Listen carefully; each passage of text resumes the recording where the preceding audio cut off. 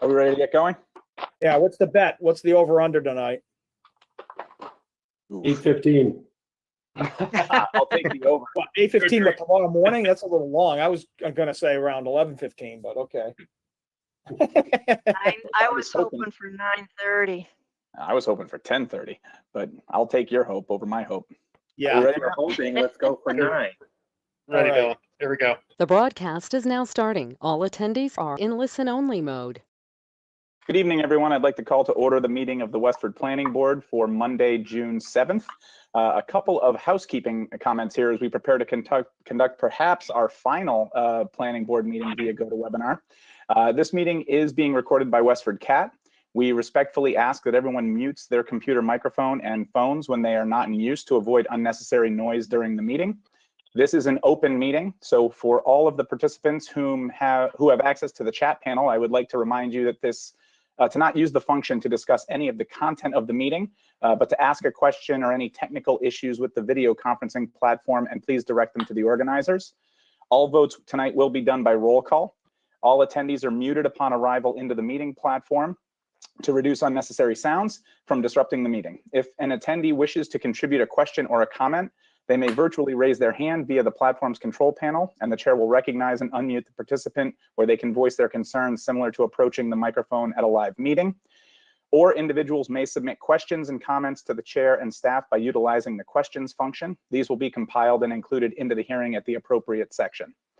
Due to limitations of the GoToMeeting platform, attendees that are accessing the meeting via telephone at the bottom of via the telephone number at the bottom of the agenda will only be able to listen to the proceedings and will not be able to contribute. Please access the video conference via the link in the agenda, even if you do not have a webcam, in order to fully participate. Attending the meeting this evening are all 5 planning board members. Also joining us are the Director of Land Use Management, Jeffrey Morissette, and Assistant Town Planner Sierra Pelletier. Matt Salem is assisting with the IT functions and pulling up relevant plans and documents. And we are additionally joined by Town Engineer Paul Sterrett. With that, the first item on the agenda this evening is open forum. Jeff, anything from staff for open forum this evening? Just a friendly reminder that Saturday is town meeting at 9 o'clock, 30 Patton Road, the high school, so Westford Academy. So starts at 9. Yes. Paul, any open forum items from engineering? We do just have the construction project at Moore Oak Hill Road, and people need to pay attention to detours and police direction on the site. Otherwise, we're good to go. Great, thank you. Yeah, I saw some of the signs today while I was driving through Nabnasset region. Anybody on the board have any items for open forum? Nope. Nope. All right, seeing none, we'll move on to the first item on our agenda this evening, which is PB 2102, definitive subdivision plan for an open space residential development at 0 and 37 Carlisle Road. We have the applicant with us this evening. Jeff, is there anything that you want to update us on before we go to the applicant?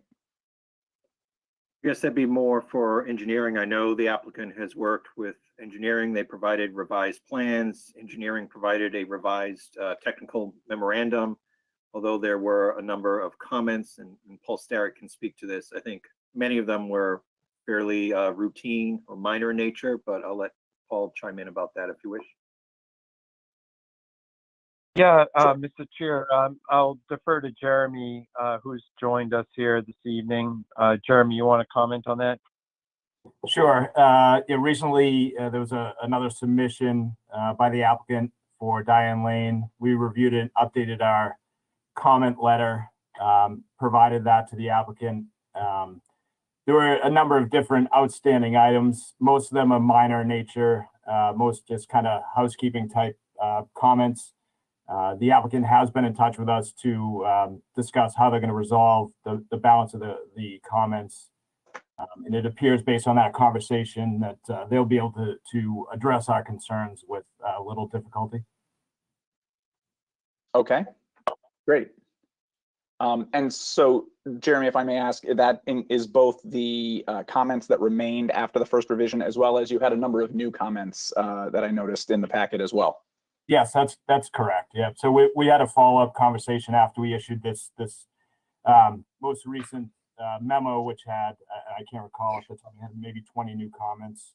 But as I said, through discussions with the applicant, we feel confident that they can address them.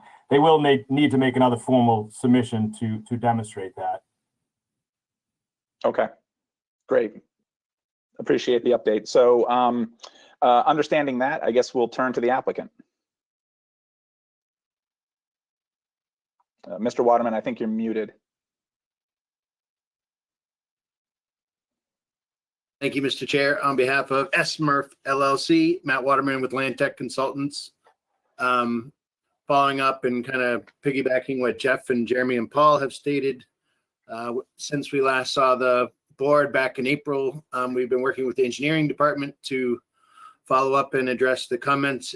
In their first engineering letter, we addressed, let's say, probably 95% of those comments. With our resubmission and their follow-up letter, there was a couple house cleaning items and then 17 new comments. There was probably 4 or 5 that we went through that we felt we needed to discuss with the board or the engineering department for tonight. We did that. We've checked our drainage calcs. We feel that we can address all of those. So there are no issues moving forward with that. But before we get into any discussion, I just wanted to update the board with the changes to the plan. Wholesalely, the plan looks very similar to the last one we saw back in April, but I assure you there's lots of little changes that the sum of the total is large. We adjusted the entrance road to the south, pushing it further away from Wilson Farm Road. As you recall, there was a utility pole previously that was right dead center of our road. So this helps eliminate that conflict and helps push us further away from Wilson Farm Road and increases sight distance to the north, which of the two was slightly shorter than the south, where we had plenty. So the adjusting the entrance helped in a couple ways, and we felt like it was a good change. Lot 1, which is the first lot on your left as you drive into the site, Diane Lane. It was reconfigured and there's a little bend in the road now. We did that to accommodate and provide a little more space for lot 1. There was a couple factors that were included with that. We started to go over the plans with the homeowners at number 43 Carlisle Road.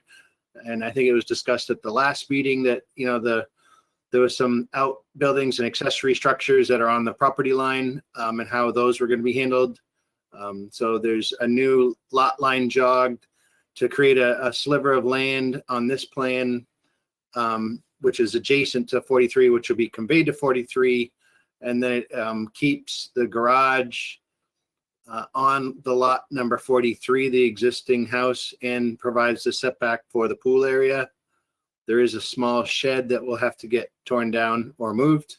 But adjusting this lot and making lot 1 bigger just gave a lot more room to make the changes for number 43, but also give them a little backyard, a little separation between the two properties. Previously, the house kind of sat almost on top of the property line. So working with the developer and number 43 Carlisle Road, we felt like this was a big change for a small amount of changes. Second is across the street, Parcel A, which is on your right-hand side as you're driving into the development. Previously, we had an open wet base. Parcel A is just primarily a small lot, and it has some drainage on the front of it. The rest of it is open space.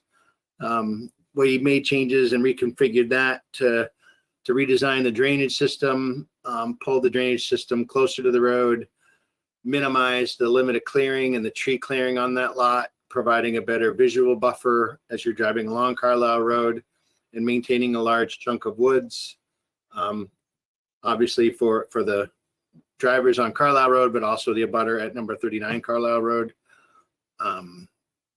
Parcel B, which is the open space in the back of the development.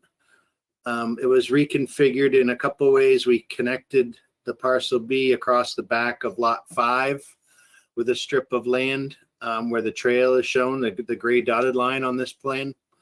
And additionally, we reconfigured the northwesterly parcel to conform to the 1 acre minimum for the open space, so that it's suitable if chosen for a recreational space. We're keeping it wooded and woodland open space with trail access only.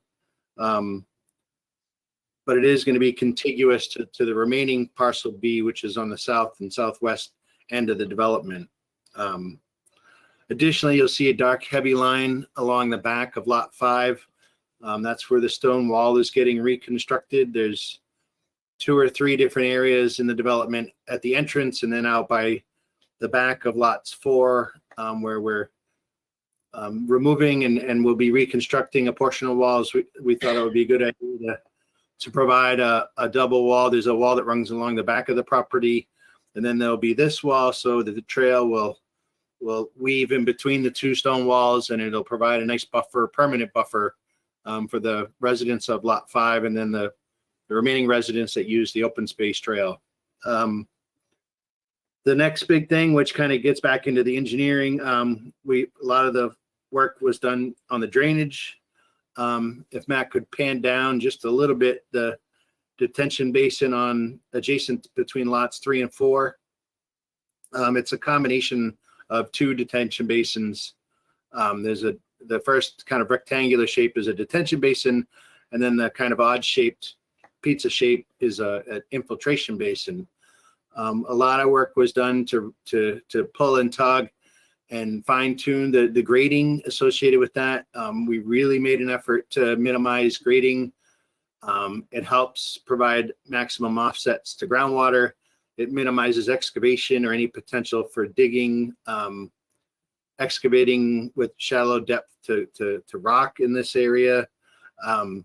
The infiltration basin, we kind of had this all along, but I don't think it was described as well as it could have been. But it's more of a bermed natural area. So the reason why the shape of the basin is so irregular is that we're mimicking the existing contours in place and simply just berming across the front so that we're providing a natural basin, woodland basin. I know that that's highlighted in the open space regulations to kind of think outside the box and try and take advantage of the contours, and I think this effectively does that. The berm across the front, it maxes, and also it maximizes the offset to the groundwater, obviously because you're not excavating or doing any work for the basin. It's in place. I talked about the detention basin out front, where we reconfigured that. That helps, I think, with a lot of the concerns we had with the large exposed basin kind of on the hillside along Carlisle Road. The subsurface basin will take that out. We've added catch basins at the entrance of Carlisle Road, right at the edge of Carlisle Road for Diane Lane. They connect to a catch basin system that's further to the north in Carlisle Road. So we've provided a closed connection to the existing drainage system. It is for overflow only. And then there was a lot of work with grading out the house lots and kind of getting into the detail of each lot, not only from septics to roof drains, but to try and provide as many walkouts as possible, minimizing excavation, construction activities on the lots. It helps with any issues with potential ledge. It helps save on cost. I think it's a win-win for everyone. And then as I said, we reviewed all of the comments. We don't have any issues with the 17 new comments. We feel we can address those, and we'd be happy to answer any questions. I know Dave is here from S-Murph LLC, and be happy to answer any questions. Great. Thanks, Mr. Waterman. Okay, so I will go to the board then for questions. Let's see, we'll go right to left first. Mike, do you have any questions for the applicant? No, not really. I went through engineering's report, and I don't know if Mr. Waterman can address the recommendations for the stormwater, the conditions for approval. If there's any issues with those, I read through those. Those seem to be fine. Matt, do you think there's any concerns with what they're looking for there? No, I think they kind of the conditions of approval have kind of become boilerplate conditions from the department, and we haven't seen anything that stood out and didn't have any issues with them. And so I guess one last question. I think I heard Jeremy answer it, but I'm not sure that was clear.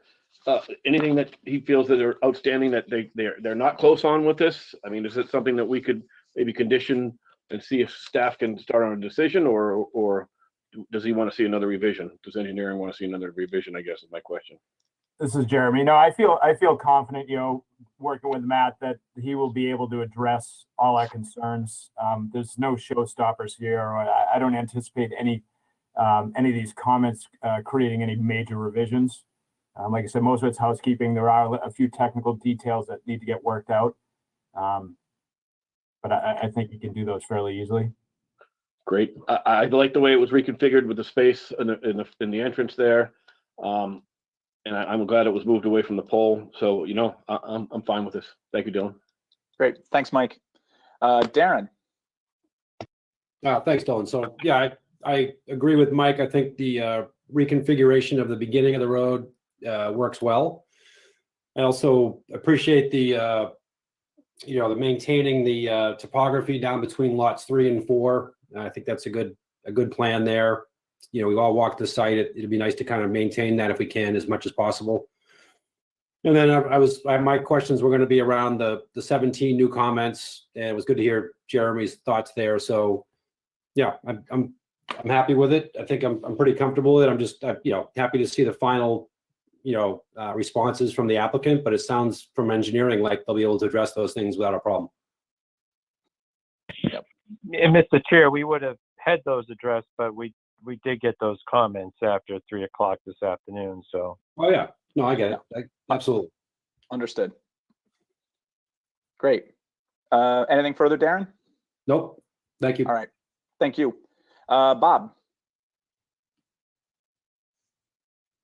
Yeah, so I appreciate all that was done at the entrance, as well as back of lot 5 to establish that trail and to give good separation between the Audubon land and lot 5. I think the one thing we had talked about, and I didn't see done here, was we talked about similar separation, I think, along the back of lots 6, 7, and 8, just to take their property boundaries slightly off of the wall that's back there. Did that get reviewed, or what's the possibility of that happening? I know, and I've talked with Dave and both Chris with S-Murph LLC, and when we were evaluating and repurpose or making Parcel B larger in that area, we felt like some of the lot sizes were starting to get a little small. We had to reshape some of the houses to give a different footprint. You can see on lot 5 in particular. And we just didn't want to compromise the lot areas. And I know lot 8, which is all the way on the upper right corner, if you look in plan view, that one appears to have a lot of area, but it's narrow at the front and the testing is out front. And we just felt like we didn't want to squeeze those lots any more than we could. I do know that there was a comment about how we were going to address or at least advise the homeowners of the adjacent land and how it's not dog friendly. The Audubon prohibits dog walkers on all of their properties. We felt like we could either put it in the deed or, I think it's not. I think it just helps to kind of work in partnership with the Audubon property and trying to inform the homeowners. We could put up signage anywhere at any critical points that either staff or the planning board feels would be relevant. One of the signage like no dog, just a simple symbol sign. but we were trying to think of other ways to kind of cooperatively work with the adjacent property. All right. No, thank you. That's all. Great. Thanks, Bob. Kate? Hi. Yeah. Again, thank you for moving the road. I did have a question about the entrance and would like engineering feedback as well as Matt's. I was looking at the road profile and it looks as though the entrance is a uniform 3% grade, that there's no leveling off before it comes to Carlisle Road. And in an ice storm, even 3% grade is no fun to stop in, I don't think. So I just didn't know if there was a way to make less of a slope at the beginning of the road. So, Mr. Chair, we're looking for 5% for level landing at a intersection like this. So we were happy with the 3%. It's numbers, Kate, so it's hard to understand or appreciate, but the 3% is acceptable to us. Okay. So when a car's, just because Carlisle is a very busy road, and there are 8 houses here, I don't want anybody sliding into the road and getting hit. Well, you are correct to observe that a newer generation of drivers are stopping more frequently at the last millisecond. But, you know, in this case, we've given them the right physical conditions to operate properly and safely, but we can't account for those people that just decide they're not even going to look for their brake until they're halfway into the oncoming lane. It's unfortunate, but we have given them adequate supply for stopping. Okay. And I was curious on lot 8, the dry well there, is that the only place it can be, or could it shift if needed? I think it can shift if needed. I know one of the recommended conditions of approval is the site plan that is kind of a new kind of element with the building process, where the engineering department reviews it, compares it to the approved plan set from the definitive level. Obviously, at that point, we've incorporated the final septic design, conservation, if there was any issues with conservation. In this case, there isn't, but we would develop that final layout for the roof drain. I know there was some conditions approval that Jeremy had that the roofs all have to make sure that they all get guttered and they all the roof runoff makes it to this roof drain systems that we're providing on each of the lots. So just, I know it's kind of spelled out in the plan set, but just to reiterate it in the conditions of approval. And then only that there's an overflow with these roof drain systems. So if the downspout gets overloaded, it flows out onto the lawn area, and that overflow gets directed to the subcatchment that the lawn or the lot is discharging to, so that you're suddenly not discharging in a different direction. So we've gone through them. I was having a hard time when these lots do get smaller, where you have to provide the separation from the roof drain system to the septic system, butters wells, property lines, foundations. So there was a little bit of effort and groundwater offset. So, you know, I'm looking for areas where we've got a kind of a mounded or a little slightly elevated backyard where we can elevate these systems and get the proper groundwater offset. So I'm not saying that it can't change, but there was a lot of thought into each of these lots and kind of getting them to like 60 or 70% design, if you will. And we would do the final 100% when we get to that plot plan stage. Okay. And on this plan, or this conceptual that you're showing us here, just note that you have 2 parcel Bs on it.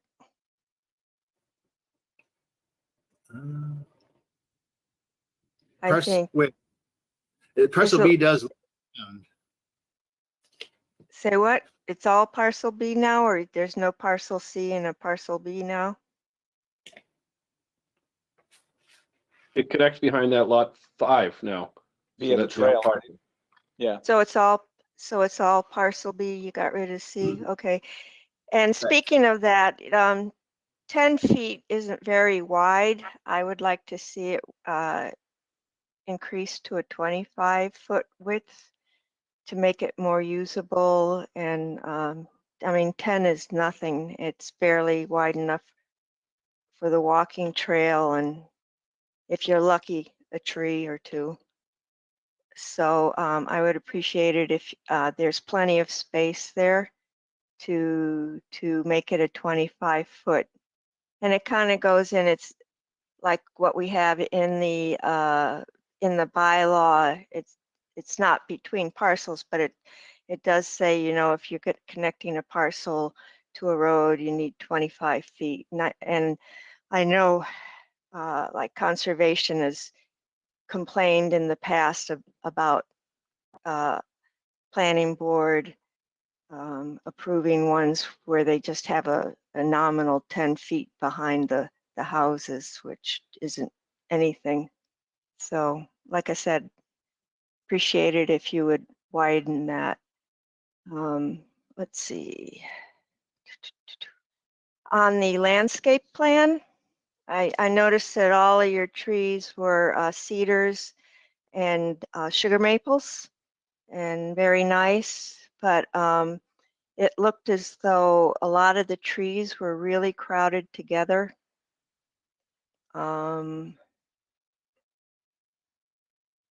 Like you have a couple of locations where you have in your legend that the spread for the mature maples is 30 to 45 feet, and yet you have them planted 20 feet apart, so they're going to be crowded. And you have other areas where you have the cedars right next, planted real close to the maples, and seems to me red cedars can grow pretty tall as well. So it might look really silly to have open area, and then you're gonna have a cedars crowding out a maple tree. So you might want to look at the spacing on your plantings, or maybe consider adding some other trees for diversity or something. Yeah, like lot 8 there, the trees are kind of crowded together. And yeah.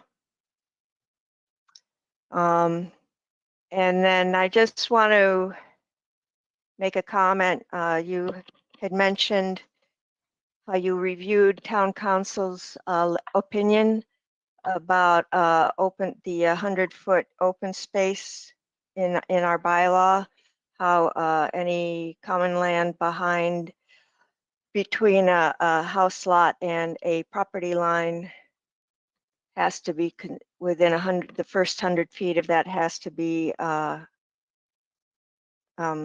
open space. And you are correct that it's not a requirement, but when the planning board discussed the town council's opinion, we did make the comment that it might not be a requirement, but in the vein of having this as an open space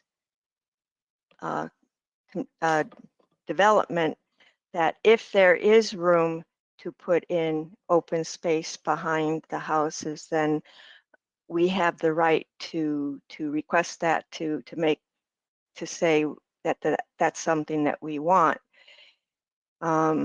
So there's lots of space behind these houses. They're all much larger than 20,000 feet. In fact, one of them is 5,100 or 51,000 square feet. So there is room potentially to go to what Bob Schaffer was saying, to put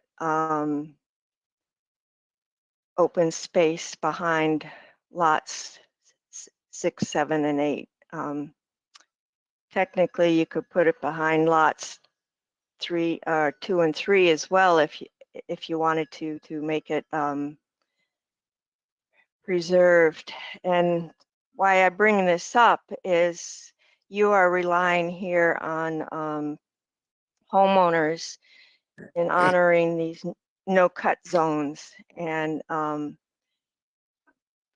I'd like other people's opinions. Is it better to rely on homeowners for the no-cut zones, or if there is space available, so that making the no-cut zones part of the open space and part of the CR, so that the town would have a modicum of control in case people do cut into it? Is it better to make it a requirement that they put the no-cut area as part of the open space? The bylaw says you have to have a minimum of a quarter of the area open space, but it doesn't say you can't have more than a 25% open space. Anyway, so I'm with Bob. I would appreciate it if you would consider that. And that's part of why I asked about the dry well for lot 8, because you could do a different kind of tree clearing or no-cut zone delineation, so that you could make it easier to make it a solid line or something for that you could then make it open space with just a minimum number of bounds markers.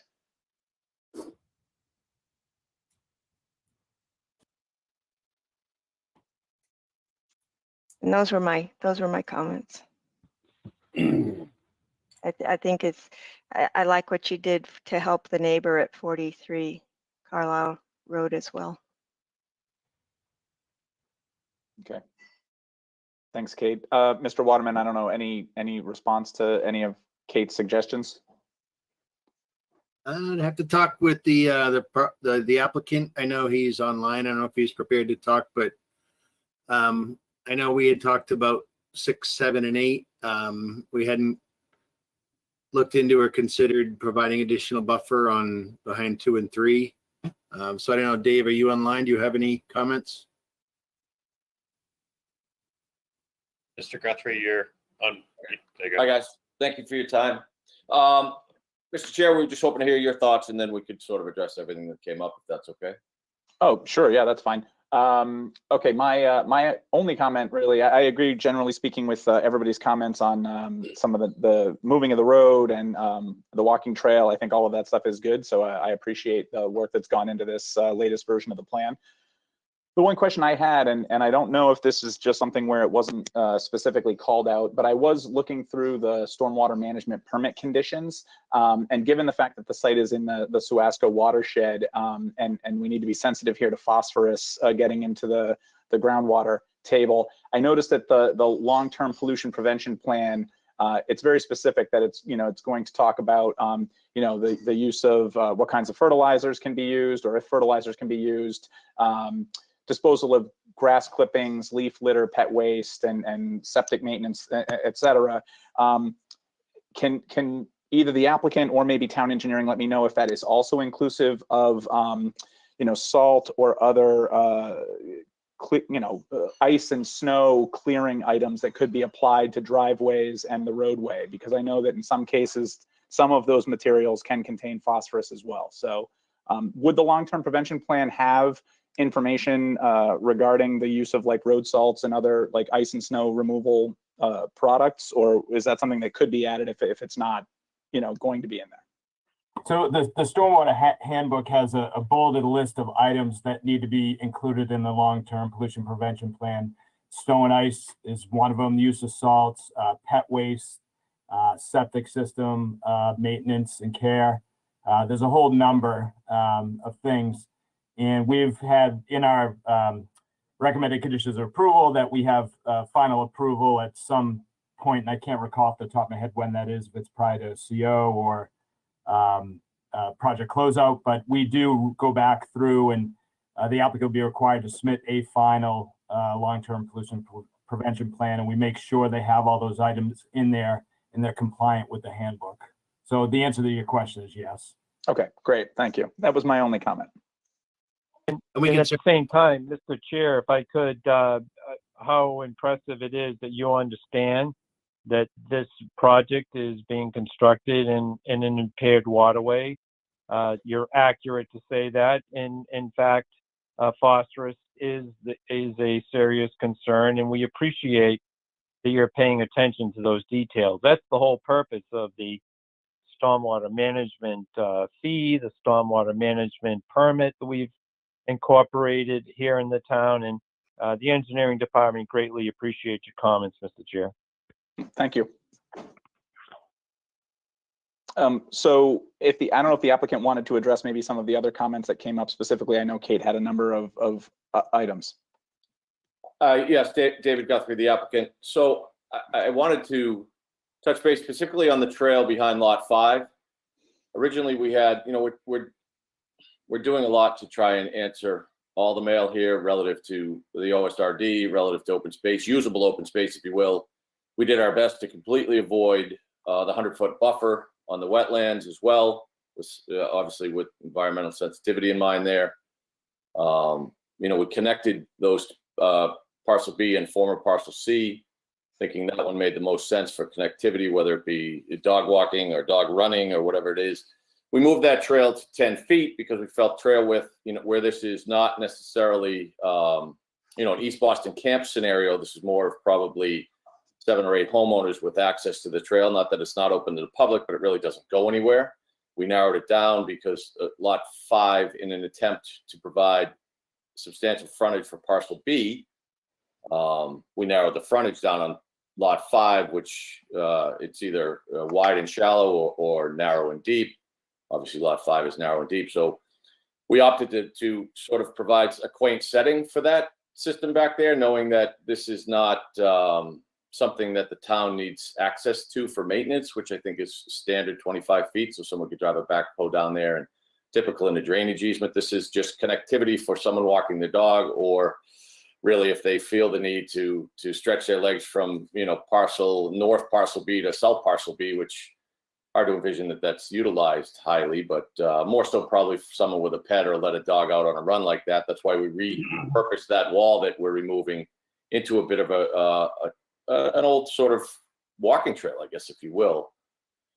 And as far as addressing open space on the other lots, I think Matt did a nice job on touching that. But I will add that, again, you come into what I would consider decent open space here in Parcel B, both pieces of it.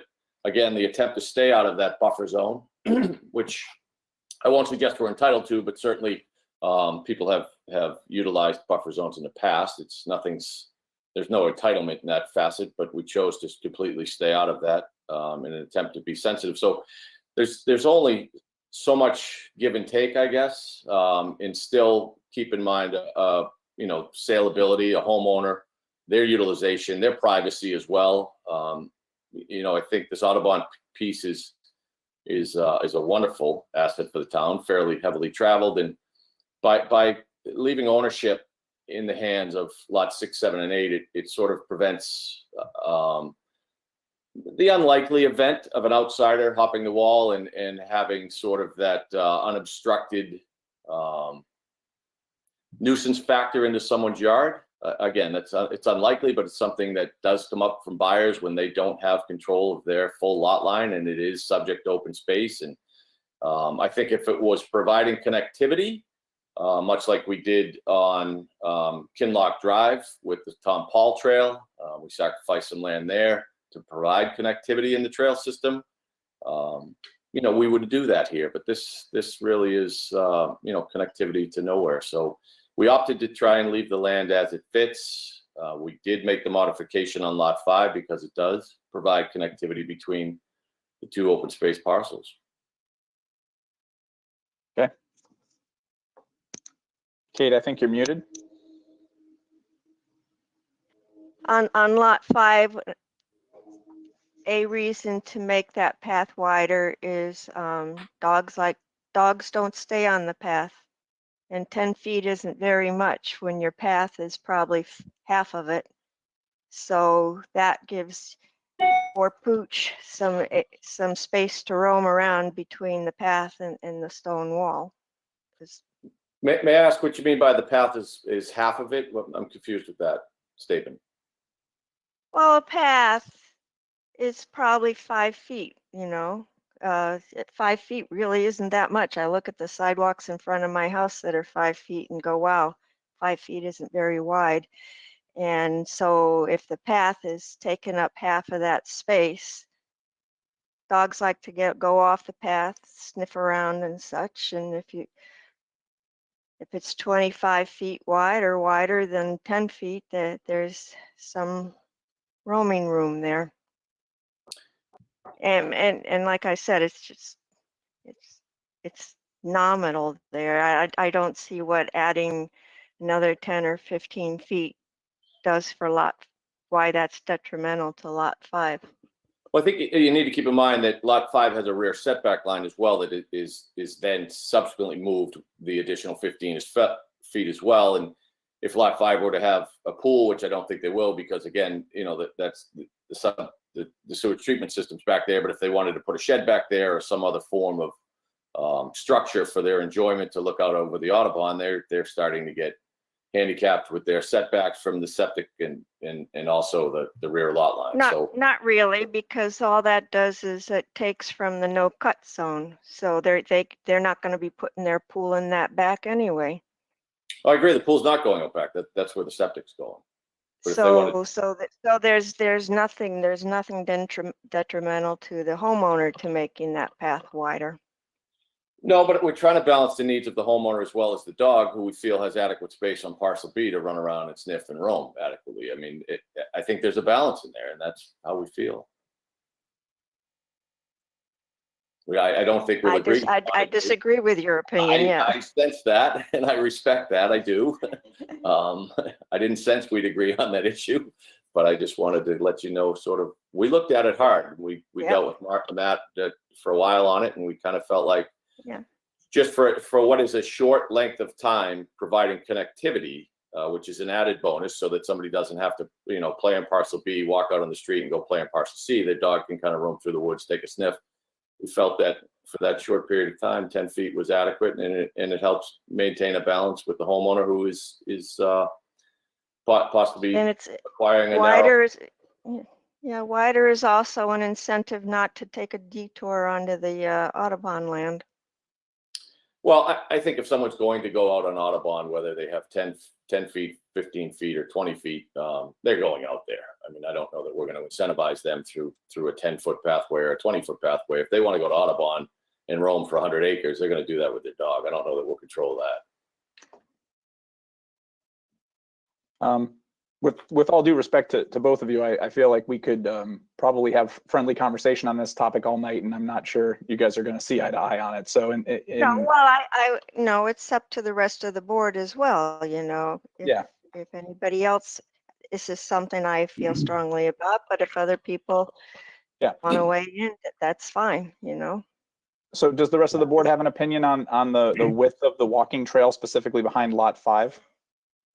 Yeah, Darren. Dylan, I think the 10 is fine, just because again, it's a short run there. I think you're gonna, I have a dog, I know the dog doesn't always go in a straight line, but I think, Kate, there's gonna be plenty of room to roam north and south of that 10-foot wide path. So, you know, I think for that span, I think it's certainly sufficient. Mike? So, Kate, I appreciate that. I think that, you know, we went to the applicant to ask them for space between them. We went to ask them to put the stone walls back there. I think they've done that. You know, I think that they've done what we've asked for 15 feet. I can appreciate Mr. Guthrie's comment about now real setback lines coming, and I also understand it just cutting into the no cut zone. But again, now we've moved the wall and or opening space where we're going to lessen a no cut zone. You know, I don't have an issue for the 10 feet, and I'd hate to see this get dragged out because of a dog issue, you know. So And I have It's a more dog. than just a dog. It's more than just a dog. It's precedent and principle as well. Okay, but I'm okay as it is. Bob? Yeah, I'm glad to see the two stone walls, so I think that does help confine the dog. For me, I'm more concerned about not getting the separation buffer up on lots 6, 7, and 8, because I thought that's what we kind of looked at when we did the site walk. I would appreciate it if we could at least roughly approximate on here where that large rock feature is on the north boundary. Is it between 6 and 7, or is it adjacent to parcel B? You I recall, thought Matt? I thought it was lot 8.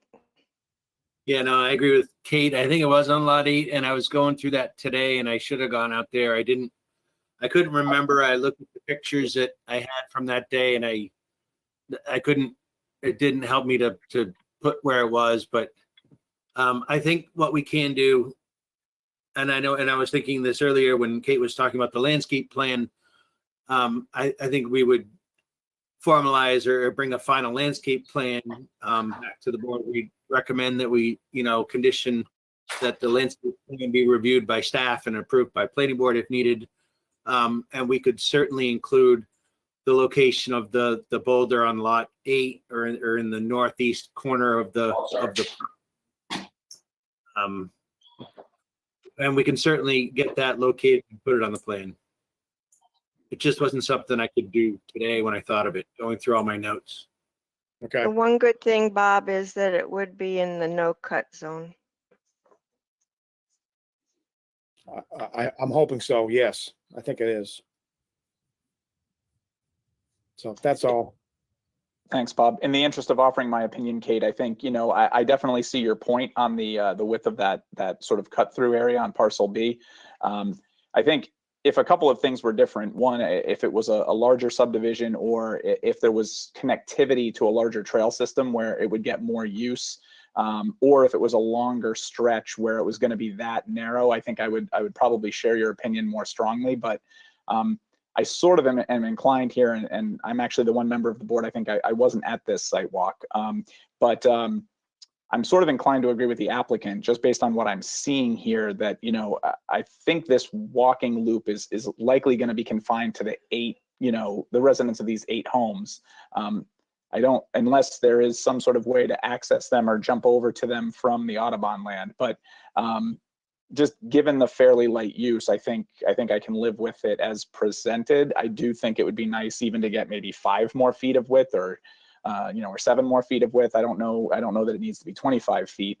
But if the applicant feels strongly that they need that lot size for lot 5 to be compelling for either the sort of the utilities that are in the backyard, or for that property to be seen as desirable on the market, I can live with it as it is.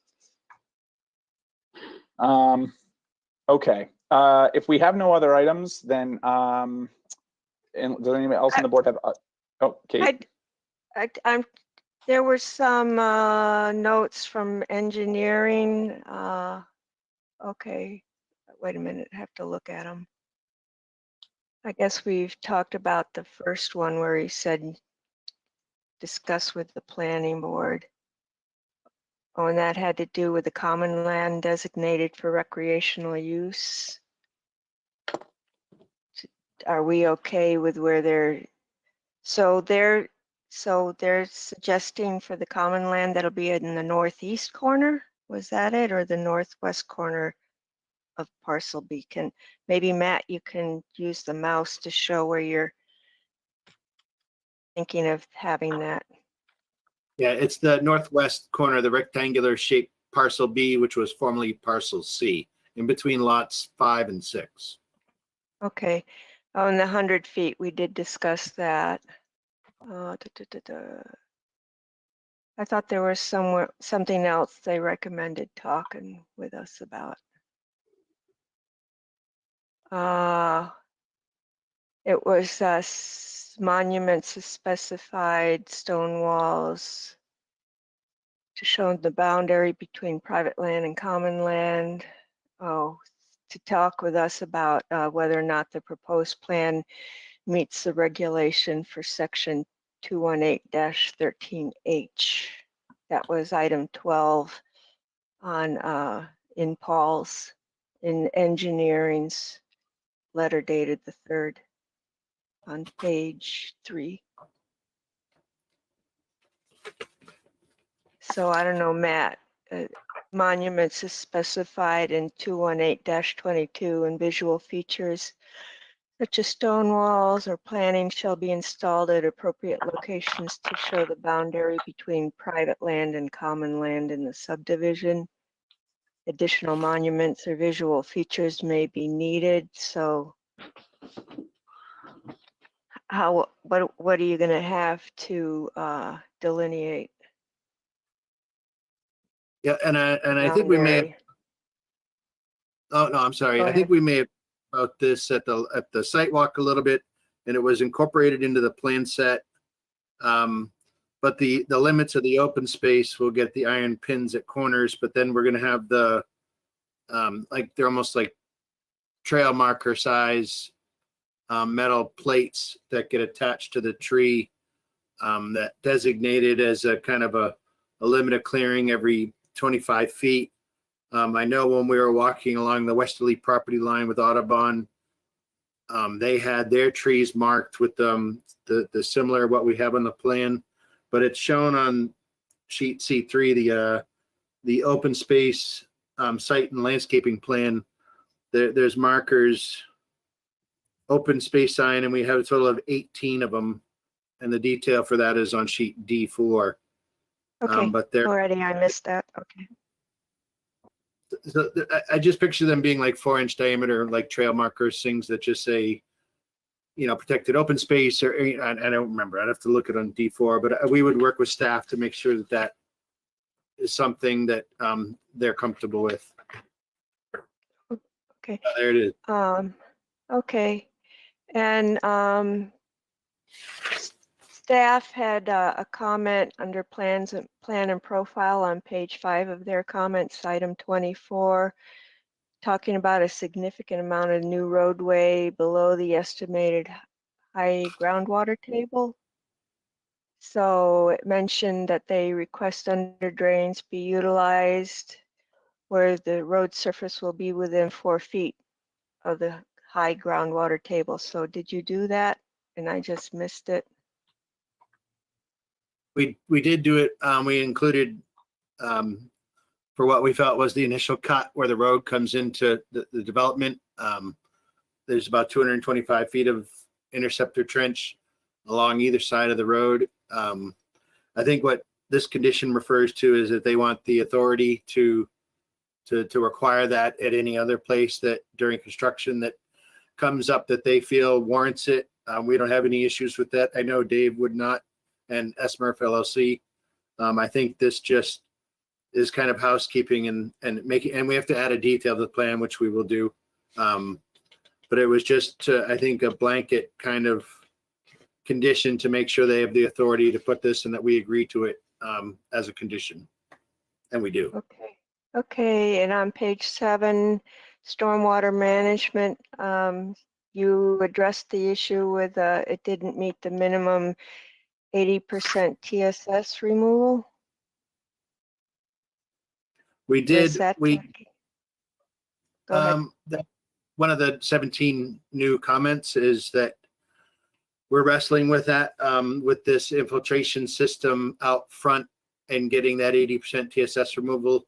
One of the things that we're going to most likely be doing, or we will be doing, is putting an inline storm scepter, which is an additional treatment. It's a hydrodynamic separator. I'm sure you've all heard them. They've been used radically at I'm sure, multiple developments in town.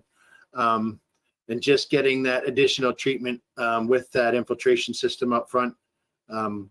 We've gone through it. We're comfortable that we can size it and get it into the design, but that would be something that would be addressed with that final round or the 17 new comments. Okay, thank you. I'd just like to point out, Matt, you referring it to it as an infiltration system. It will be a detention system, correct? As it's labeled. Yes. Sorry. Yes, a detention system.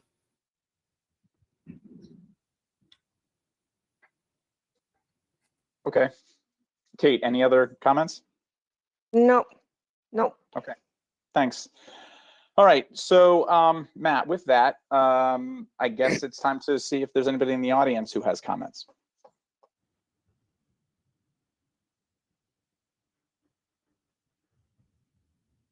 I am not seeing any, Mr. Chair. Okay. All right, in that case, Mr. Waterman, will you, I mean, and I guess this is also for Paul and Jeremy, do you think we will be in a good spot to have this before us? And Jeff, I believe that will be actually physically before us, right? On the 21st in our meeting? Would be in person on the 21st.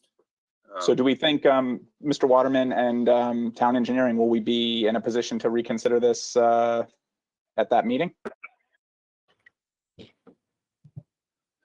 I think so, yes. I know one of the things that was loosely discussed, at least on our side with our team, is that we felt that we could roll up and start preparing a draft decision. I know town meeting is next weekend, and I know there's a lot of things on the table for the staff. If we could maybe get it on to the following meeting, have a draft decision, and then we can give us the time to button up the 17 comments and then come back on the next meeting with the draft decision and the plan set addressed. Or if the board would like, we can come in on the 21st and we can attack the plan and get it back to engineering for the 21st. We're open to both scenarios, but I just wanted to bring up that option A. I would say from an engineering perspective that, you know, having it resubmitted and reviewed and in time for the packets for the next meeting may be a bit difficult with the workload that we have going on now, like Matt pointed out, town meeting and our other obligations. Okay. So that would be, the first meeting in July is the 12th, right, Jeff, because of the 4th of July holiday? Actually, I believe it's the 19th. Mr. Oh, it's the Chair. 19th. I think Okay. it's one of those months that you meet just once. Got it. Yep. So Mr. Waterman, I mean, would that be amenable to you to work with town staff and with engineering and have us prepared to consider a draft decision on the 19th of July? Yeah, I think that gives us the time to get the plan set back to engineering, give them time to review it. And then it gives, I think, staff time to prepare the draft and us to review. I think it gives time for everyone to review everything so that when we come in on the 19th, I think we're all hopefully on the same page. Okay, I think that's fair enough. Given that, is there a motion to continue PB 2102 for 0 and 37 Carlisle Road to the July 19th meeting in person at Town Hall? Starting at 7:30. Yeah. So moved. Second. Motion and a second. All those in favor, Mike? Aye. Darren? Aye. Bob? Aye. Kate? Aye. And I say aye. Thank you. Look forward to seeing you on the 19th. Thank you very much. Thanks. Okay. Our next public hearing item meeting is PB 2130, a limited site plan review for an exempted educational use, as well as a stormwater management permit at 33 Robinson Road. This is a new agenda item in front of us. So is there a motion to waive the reading of the public hearing notice? So moved. Mr. Chair, I was going to say before we open the public hearing, we need to discuss whether or not we want to waive the filing fee. Oh, okay, yeah. Thank you for catching that. I apologize. Great. So do you have an opinion on that? Do we have an opinion on waiving? It makes sense. I would move Yeah. that we waive the filing fee for this, for PB 2130. Second. Okay, motion and a second on waiving the fee. All those in favor, Mike? Aye. Darren? Aye. Bob? Aye. Kate? Aye. I also say aye.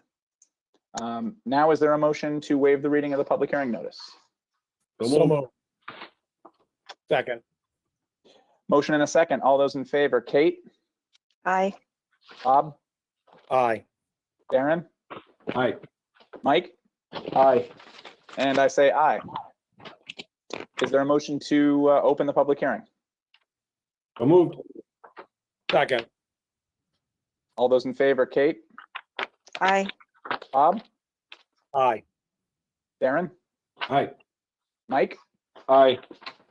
and I say aye. Good evening. Hello, can everybody hear me okay? Yep. Welcome, Yes. Mr. Fox. Thank you for having myself here today. Again, Paul Fox, Director of Facilities. For those of you who have not met, it's very nice to meet all of you. So I'd like to thank you for entertaining us tonight. I have Arson from Nezra Engineering should also be on tonight as well. And I'll probably defer the majority of the comments and presentation to him as well.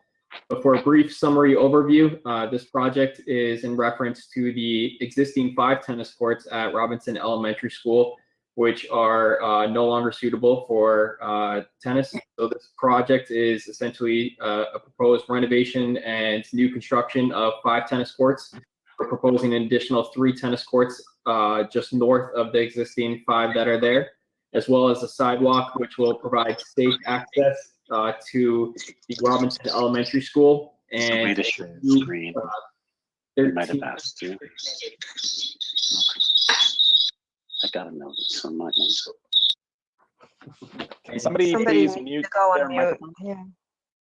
Yeah, okay. Thank you. And then finally, just a new 13 parking lane structure with a one-way in and one-way out, which will be going on that road there with everybody's approval. So that's basically the higher level overview summary of this project. Again, thank you for your time tonight. And at this point, I'm going to turn it over to Arson from Nezra Engineering. Thank you.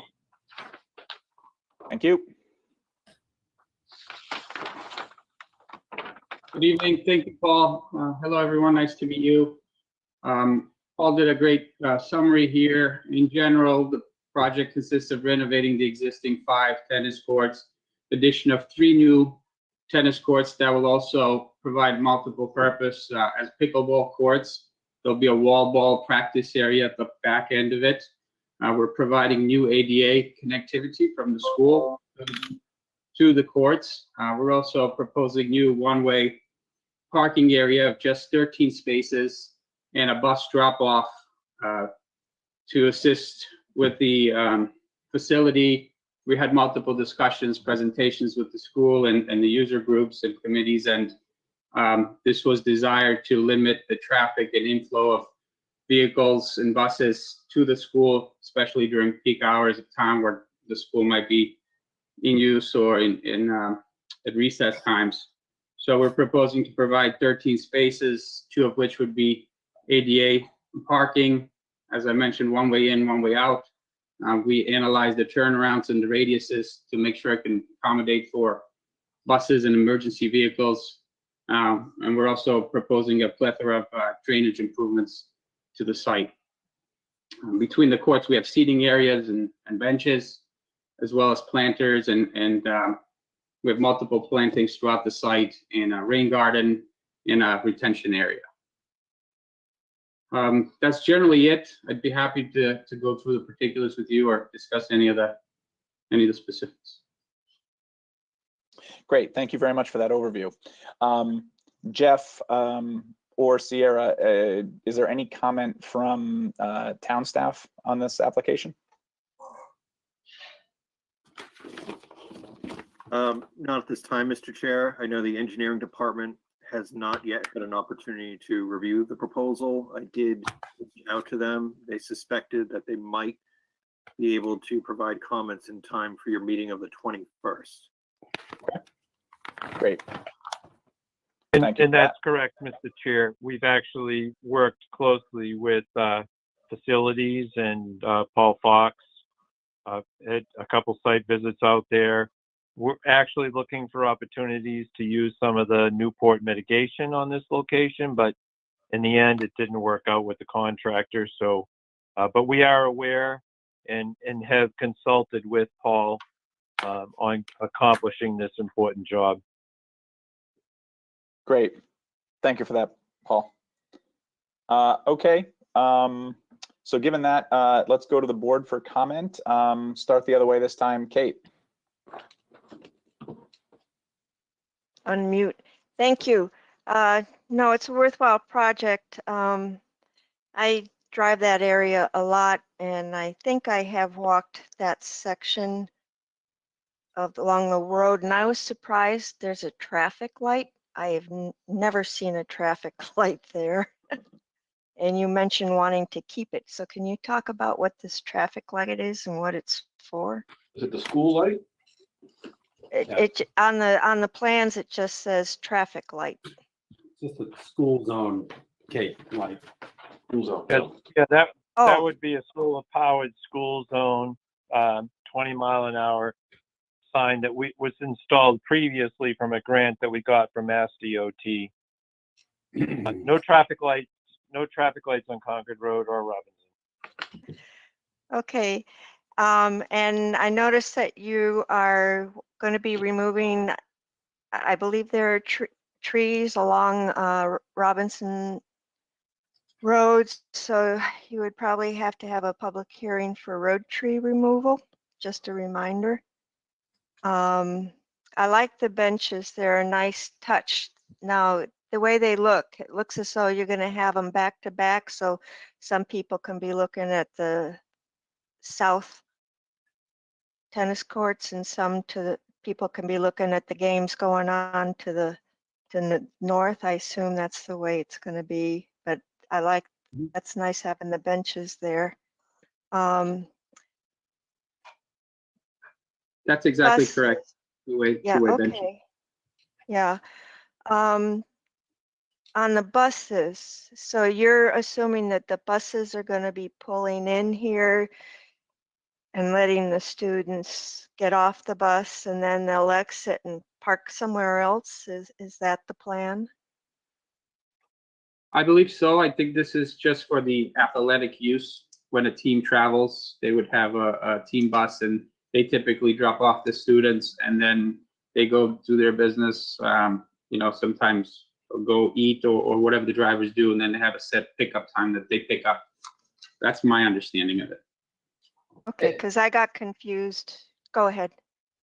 Yeah, no, I would just like to confirm with what Arson was saying. We did invite Jeff Bunyan to a lot of the key planning meetings for designing this concept. Jeff Bunyan is the athletic director, and he did talk about the need that they have to be able to drop off the students right there, that they always have these buses coming in. But typically after that, the bus will take off and can sometimes find parking in nearby areas, and depending upon the time of which Robinson Elementary School is at, they can park in there if dismissal is over. Okay, so you're not creating space for them to park in. Okay. Just drop off. All righty. On your detailed plan, you had concrete washout station. What's that? So typically, if any kind of concrete work is done with a concrete vehicle, they have to wash out the remaining material that's left in it.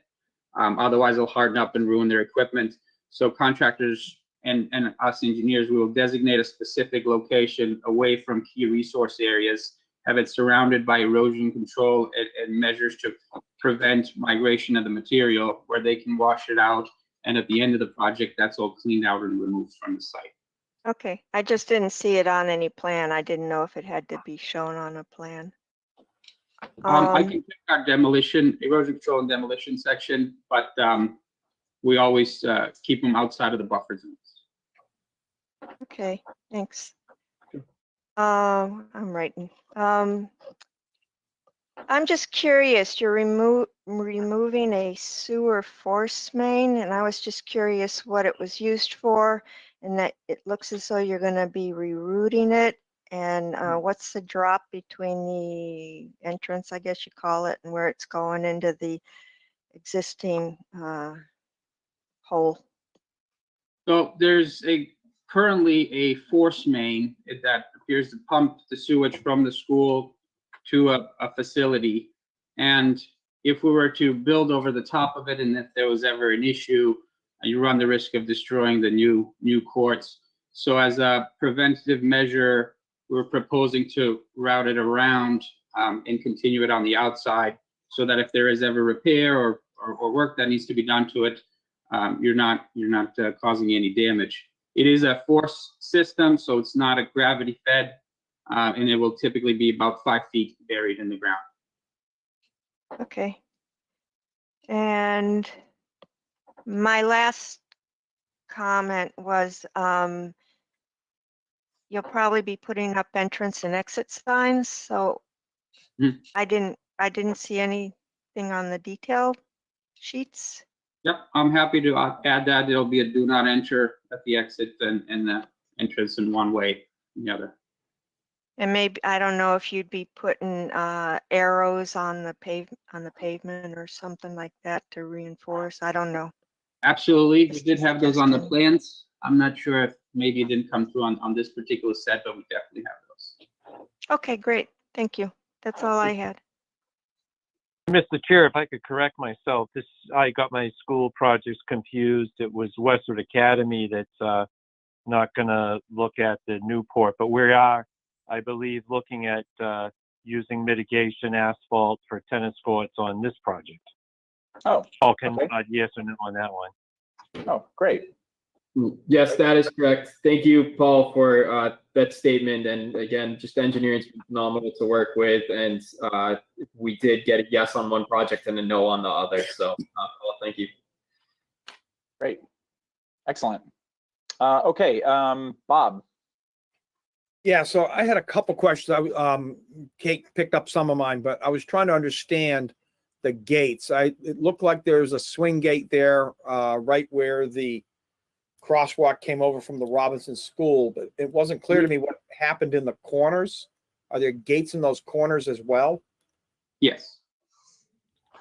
Okay, so is that the case for all the corners? I believe all the corners except the far right corner of the 5-court system. But actually, if we can zoom in there, I have another set here. Yeah, except for the far right corner and the far 2 corners, or the northern corners of the 3 fields. So there's a entrance at the 3 corners, west, south, and east of the 5 courts, and then the bottom 2 to the 3 courts from the walkway. Okay. I'm not sure if that's clear on that, but. And then the other thing I was struggling with, just to make sure I understood, you have the notation here on page C3 showing the limits of topsoil being removed and disposed. Mm-hmm. And it seemed to be, I was struggling to try to correlate the 2 pages together, but it seemed to be going well into the wetland buffer zone. Some of the project is in the buffer zone, and we are seeking permitting approval through DEP and Conservation Commission. No work in the actual resource area except for riverfront and the wetland buffer. Okay. Can you describe what the extent of that topsoil being removed? I mean, have you got a calculation for how much is being disturbed? I can certainly put the numbers to it. The reason for the removal is it contains organic content, and if you were to construct pavement or sidewalks or rigid material over the top, over the years, the organics will decompose and cause settlement, and then you'll get premature cracking and failure of the courts. So all the topsoil has to be removed, a sub-base material installed similar to any roadway construction, and then the new pavement for the courts. So we're trying to limit it to the area of the courts and where any grading will occur. But ahead of time, they have to remove some of it, do the grading, bring all the bases to the right elevations, and then they will return some to blend the edges in and install grass or seed it. Okay. That's all I have at this time. Okay, thanks, Bob. Darren? No, thanks. Yeah, so I live right in this neighborhood, so I'm very familiar with it. I was happy actually to see the parking now, to prevent, especially during school hours, people having to go into the parking lot. So I think that's a great addition. And yeah, I think it'll be nice to have the extra courts too, because there's oftentimes a lot of people down there. So good to see it. Great. Thanks, Darren. Mike? Thanks, Darren. Basically, all my concerns and questions have been answered, and I would agree with Darren with the parking. You know, we spent some time with the baseball and softball for the Westford Academy, and it's tough when the Robinson's kids are still there. So having that own entrance for the buses to drop them off and then move on away from the elementary school is going to be a great addition. So, yeah, other than that, that's all I have. Great. Thanks, Mike. Yeah, I agree with the parking. That was going to be one of my comments. I think that's a great addition. I guess, you know, understanding that engineering hasn't had a chance to provide their comments, I'll wait for any questions related to those 3 additional new courts. I just, you know, gosh, 10 or 12 years ago now, when I was coaching little U8 soccer players, some of the games were played over there, and that area immediately off the 5 courts was always a very wet area. Quite a bit of standing water in the spring and sometimes in the fall that would close 1 or 2 of the fields down. So, you know, I don't think we have to get into what you're planning to do to address, you know, I guess the water situation back there. Again, I can wait for the comments that will come from engineering's review of the packet next meeting. But I'll be interested to see that, because that was always in my mind a very wet area. So, all right. Let's see. So what are our next steps here? I guess are there any questions, Matt, that you see from the audience?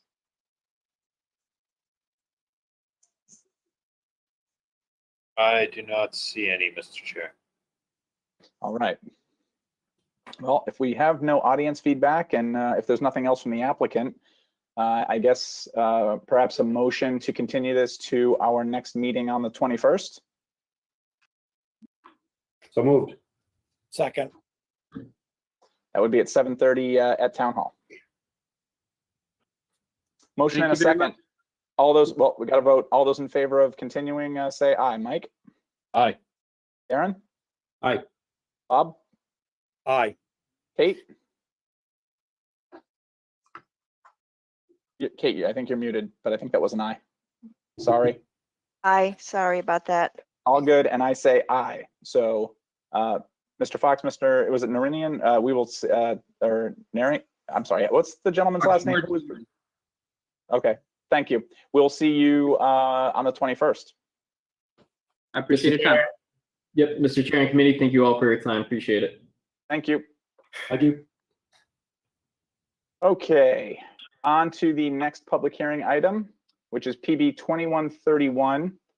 To amend the zoning bylaw, and by doing so amend sections 211 establishments, 5.3 signs, 8 special districts, 10.2 general definitions, Appendix A table of principal use regulations, and Appendix B table of accessory use regulations to define and regulate restaurant drive-through facilities.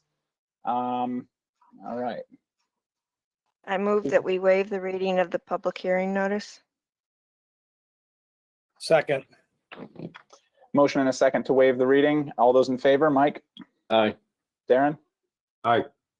Bob? Aye. Kate? Aye. I say aye.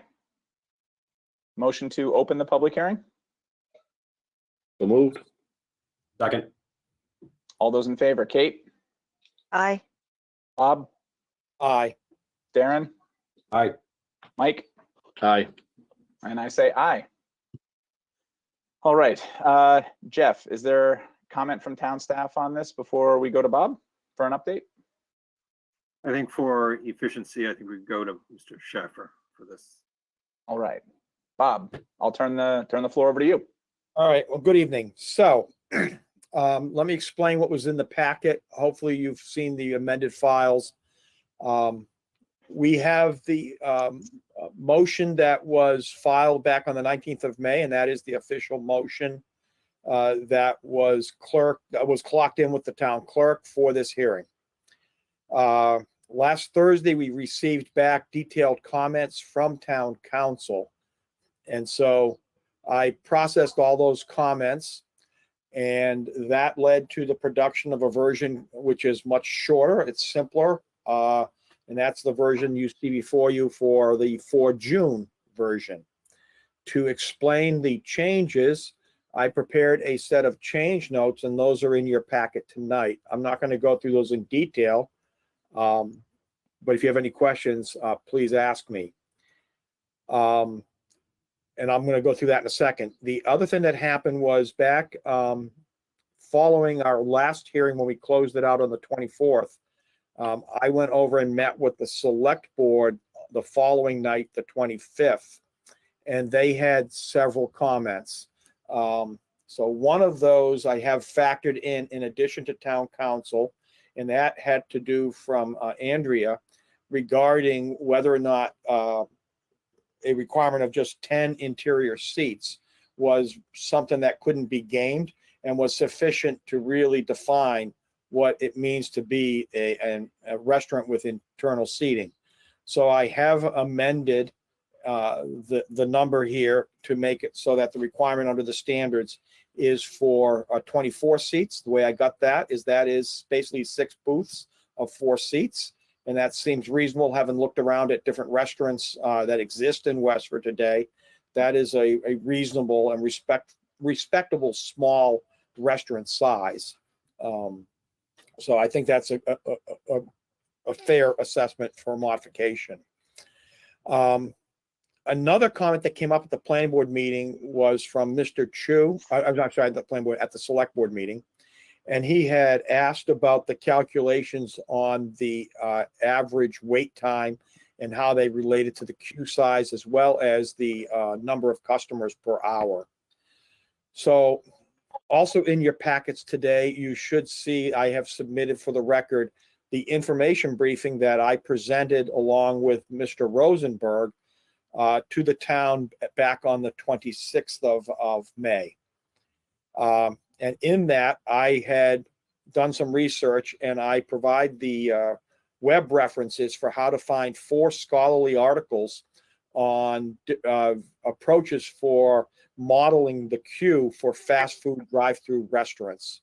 And I provide that because I think any of the residents who are questioning what the relationship between these different statistical parameters are can look to this, and these provide a very good overview of modeling of queue modeling theory for fast food restaurants. So I just call everybody's attention to that.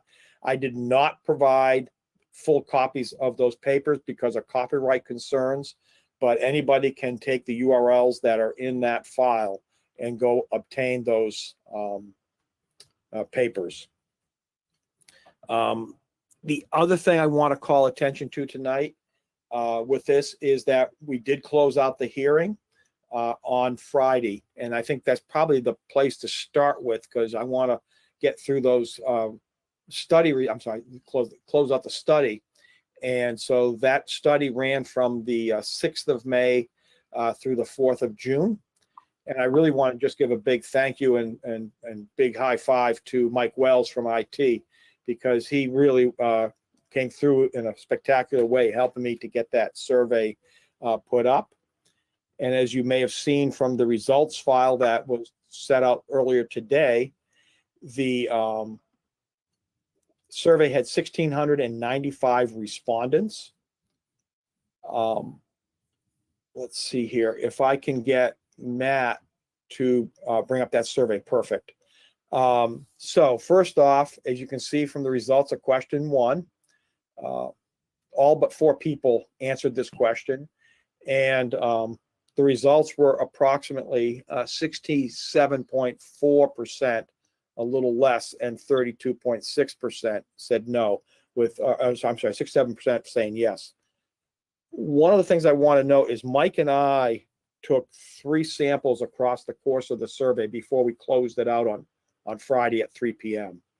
And these results were very similar throughout that every survey check we did. And that's important because Mike and I were looking for any attempts to try to overwhelm the survey with false data. We also looked at the addresses, the IP addresses of all of the respondents, and we have no indication that there was heavy traffic from a single address. So from all that I can tell is that the integrity of the survey was solid, and that people were honest and didn't try to, I guess, approach what was called the Chicago style of voting: vote early, vote often, vote many times. They all were very respectful of our request to just answer once. So moving on to question 2 now. What you see here is we asked the question, do you believe drive-through restaurants provide advantages? And this kind of correlates closely, but in an interesting way, with question 1. When you take the 2 categories for agree and strongly agree, you can see approximately 67% were in agreement. But then you have it, what was interesting, I thought, was the neutral category here of 7%. And then again, you have a very strong 25% versus the previous 33% that disagree, strongly agree. So it's that neutral area of 7%, which are individuals who are kind of on the fence about whether there's advantages or not. So that was one interesting aspect from this data. Moving on to question 3. We then asked what the advantages are that they value the most. And it's interesting here that we did get about 52% of the survey respondents to provide a response here, which is good for a free-form text response. And what we saw here was an overwhelming, almost 400 responses saying convenience and convenient.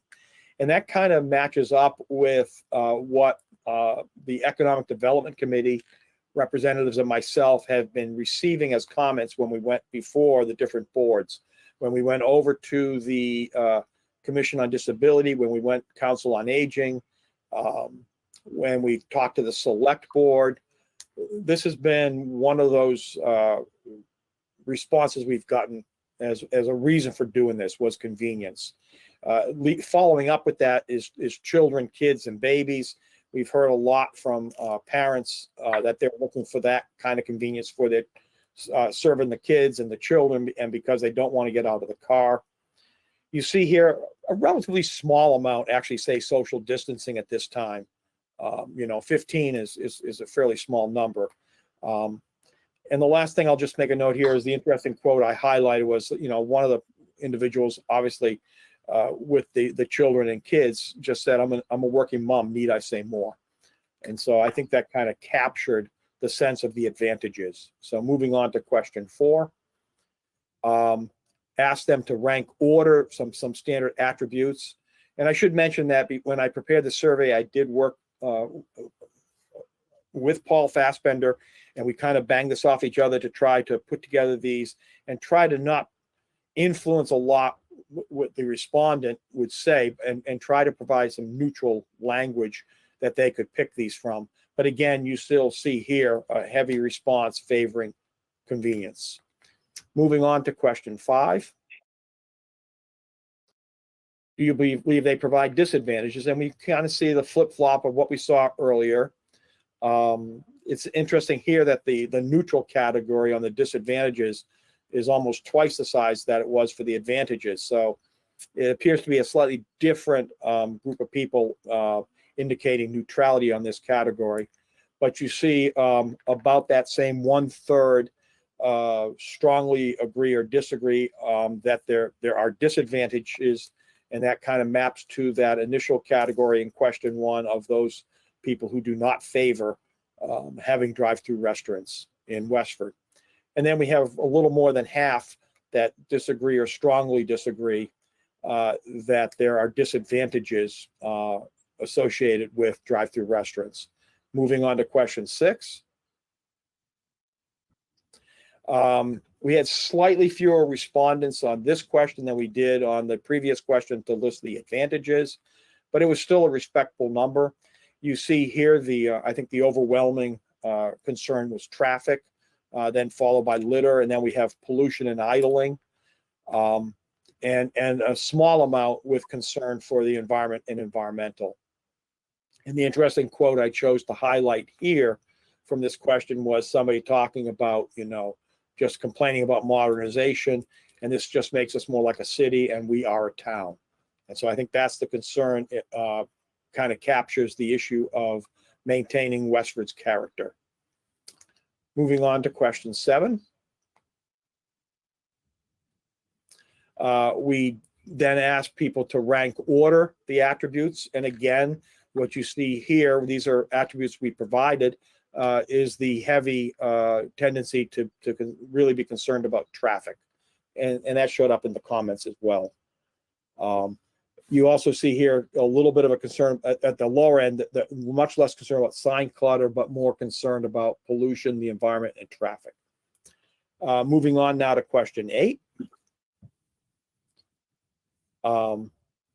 Just asked the types of parcels, and it was interesting here that, yeah, it's overwhelming for commercial highway, but a fair number of people were open to, I think, considering industrial A, which we do not have at the current time, and that would be the land predominantly located in the area of Groton Road, Route 40. Moving on, we asked the questions about specific restrictions, and you can see here people had concern of traffic, litter, idling. Again, we had a fair number of responses here. About not quite a third chose to answer this question. What was interesting here was a very low number on idling and environmental, about placing restrictions to address these concerns. But we did get a number of interesting quotes about live farm animals, and I was confused by that, but I put that here.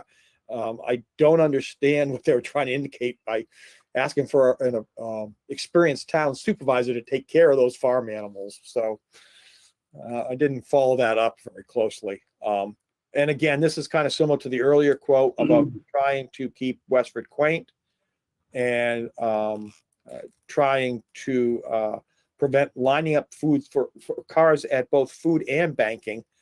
And I want to make that note that presently it's only food that drive-throughs are prohibited against.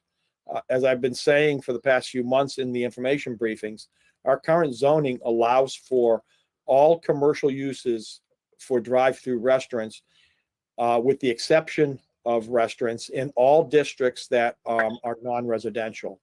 So I'm not sure the person who responded here fully understands that drive-through banks are fully permitted. And I think that concludes the results. But as I say, I want to thank the residents who participated. We got 1,695 responses, which was a phenomenal number. I'm not sure if we were to continue on, we would have had a significant number more, because the number really tailed off in the last week and a half. I think we had probably fewer than 50 respondents in the last week. So that's the results of the drive-through survey. So now going back to the bylaw language for the 4 June version, that does incorporate all the changes. There are 2 additional changes I would like to have us consider tonight. One of them is due, well, 2 of them are typos. One of them, if you could scroll down here, I'll stop right there under item 3, up the bottom of the previous page. There's a mistake there. This has been in there, and when it came back from the town council, the word was retained, but additional words were added. So I want to drop the word section there at where it says amend line F2. It should read amend line F2 in Appendix A. That's just something that's been there for some time, and we have to remove it. Secondly, scrolling down, I believe it's the section 8.9.4. I want to call attention. I'm sorry, 8.9.5. My mistake. That section there can now be removed. That is, when I made the cleanup, one of the recommendations that was predominant throughout the comments from town council was to remove all the duplicative requirements that are already covered by a major commercial project.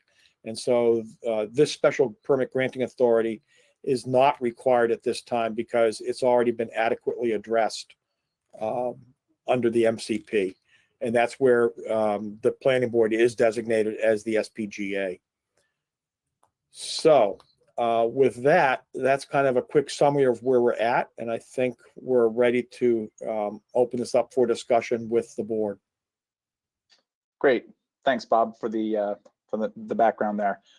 Great to see so many people taking the survey seriously and participating.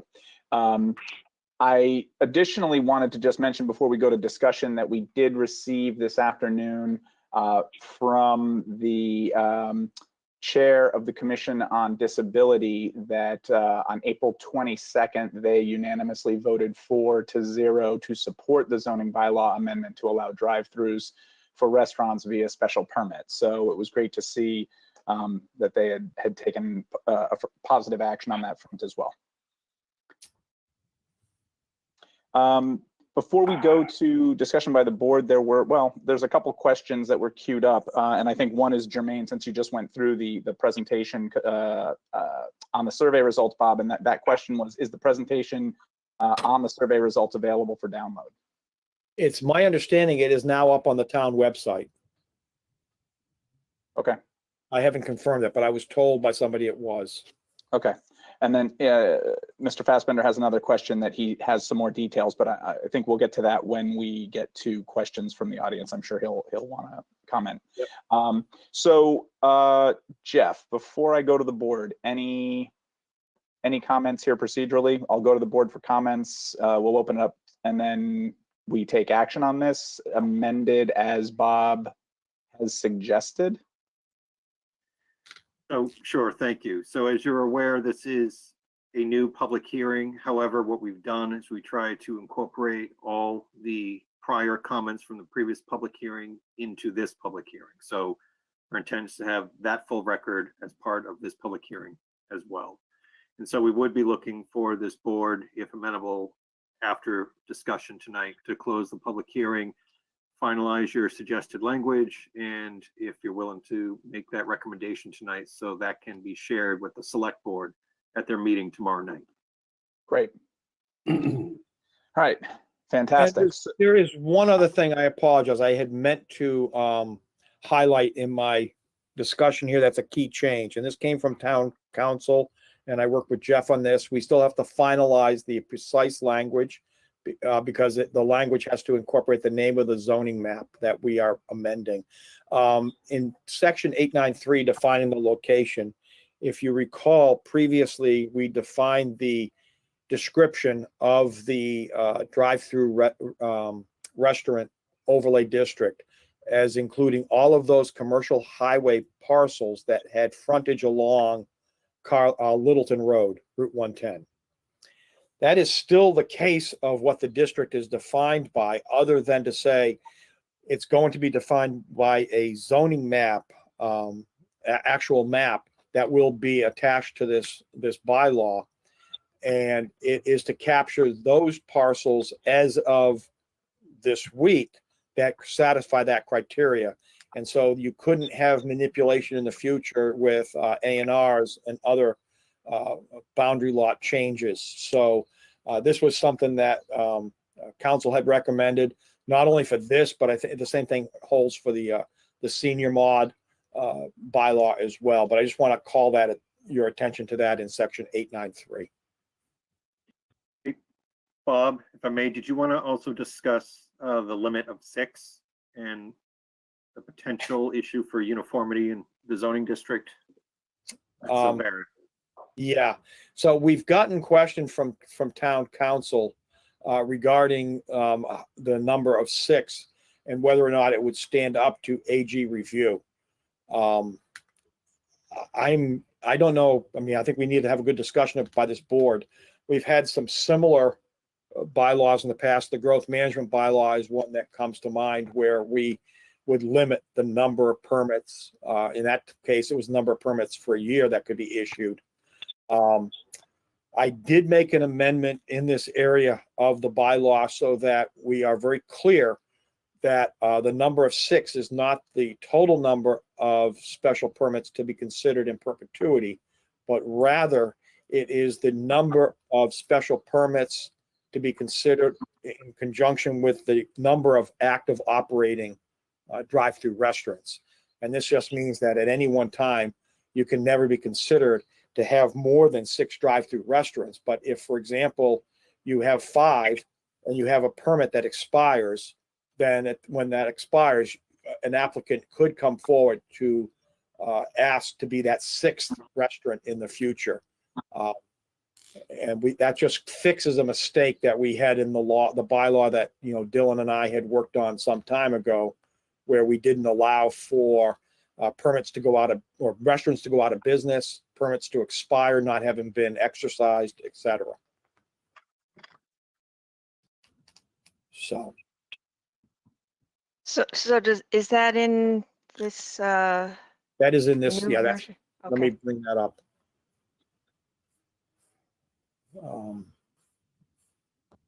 I think it's at the bottom of the screen now. 896. That's correct. Yep.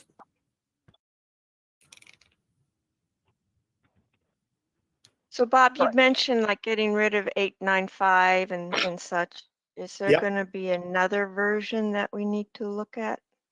No, we're just going to strike that and submit it tomorrow to the town for printing, and 896 would get renumbered 895.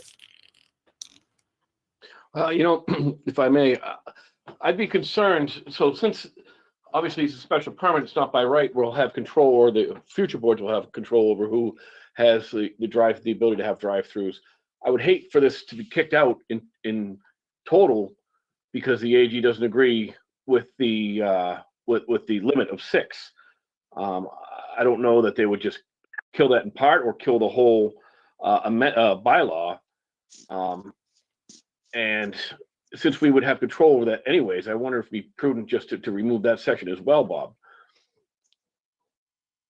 I actually had a similar thought, Mike, because I really feel like, we've had a lot of discussion around this, and I think, at some point, as town residents, yes, we're elected officials at this time, but we all live here as well. I think the reality is we have to trust, boards that are in place to make good and sound decisions on behalf of the town. And I think, I feel like we put that limit of 6 in there as much to give the voters and the residents of the town the sense that we aren't just going to be, handing these things out willy-nilly, and everyone who asks for one is necessarily going to get one. And I would generally agree with you, Mike. I feel like that's maybe a control point, Bob, that we could consider, just striking entirely. Yeah, I'm willing to consider that. I think we can take comment tonight and then vote on it. Yeah. I just gotten that comment back from the town council since Thursday, and we've been thinking on this. Yeah. But yeah, as I said before, and I've emphasized continuing through the information hearings, this is a special permit and it's discretionary. It does not have to be granted.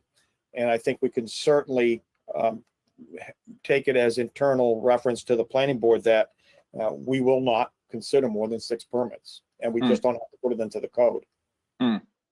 Kate. Agree. I'll be the devil's advocate. Limiting the number of permits was one of the big sticking points when this came to fall town meeting. And I think people were looking to us to set a limit, and all the discussions up until now have set a limit. So while I appreciate that the Attorney General might strike this, I think that we should have a good faith effort to leave it in to address the concerns that people had. You can say you're going to follow the spirit of limiting it to 6, but there's no requirement for a future board to do so. That's true. Right. Now, Yeah, Jeff, my my recollection, some of the zoning bylaws in the past, we would have one of the last phrases in the bylaw would be a severability. Yep. We would basically declare that, you know, the bylaw could still stand as filed, even if one of the sections got stricken during the AG review. Is that something we So should I don't, consider here? does that go in the motion or Jeff, or does it have to be in the bylaw itself? Well, if you're looking to add a specific provision such as that, it would have to be in an amended motion to be included. But we can, if that is the direction that the board wants to give, we can confer with council quickly and see if something to that effect can be added. I honestly don't know. I think that's the one comment from town council that was not yet addressed. Bob, correct me if I'm wrong. It's that number, and it's because of the uniformity issue for zoning. Yeah. Yep. And so it's very possible that if it were deemed not to be legal or proper, that they might just strike that one section. But then again, I can't guarantee that that would be the case. Who knows? That might prevent the entire bylaw from being approved. I honestly don't know. So if you wanted to, we could always solicit input from council. And if you, pending advice of council, if there can be a sentence added about severability, we can do so. I think that would be good. I'm in favor of Wherever that. is appropriate. Yeah, I think my concern is by not putting a number like 6 or 5 or some number, you know, yeah, we can say there's a bunch of restaurants that come in, and then, you know, where the planning board is the special permit authority in 3 years, and they say, well, no, we really wanted to cap it at 6. And this person comes in with a 7th, there's really nothing, you know, it could be just, well, you know, we hit what sort of our fake, you know, our kind of intended limit. So I'd like to have something there in sort of a limit if we can. But if we can't, have that taken out with that severability clause so it doesn't wreck the rest of the bylaw. And just one point that I think Bob had pointed out at one of his presentations, in that, you know, right now the availability of a drive-through, in that the motion already has provisions that, you know, it has to be an end cap unit, right? It has to meet all these criteria to begin with. And looking around town, there wouldn't be a bunch that would be eligible at this point, you know. Now certainly there's places to develop and whatnot, but I don't know that you know, I think the correct answer would be great. We limit it so long as it can be severed. That clause would be severed if it's not lawful. But I don't know that it's going to be a huge issue anyway. Yeah. Yeah, and I think Kate did bring up a good point, that this was something we were addressing from the last fall. You know, I know people said this has come up quick, but in many ways, this has been a process that started last summer. And we were here following the EDC, the Economic Development Committee's request to reconsider this and to address the concerns from town meeting in the fall. And this was one of those where we have put a limit. So I think I favor going to town council and getting their opinion on the likelihood and what to do, approach this. And then we can take care of this on Saturday morning prior to town meeting. Okay. Good. I also had a comment. I'm not going to make you change the zoning, the overlay thing on the zoning map, because that's already been done. But just a comment that I was looking at it and I realized that the portion from approximately Tadmuck Road to the Chelmsford border on the north side, it's either wetlands under the care and custody of the Conservation Commission, or it's 19 Littleton Road where we had the condominiums put in. So even though it's part of the overlay district, nothing's ever going to be built there. Right. Practically speaking. No. Yeah. We realize that. Yep.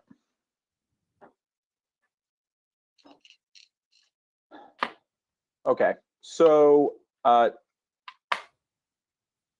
Bob, the sections in question are striking 895, and then you wanted to remove The word an area- section. yeah, the word section. Yeah. Yeah. And then we will consider some language within 896 around severability of that if it was deemed by the AG's office to not be something that would be, I guess, appropriate for the bylaw or enforceable as part of the bylaw, right? Right.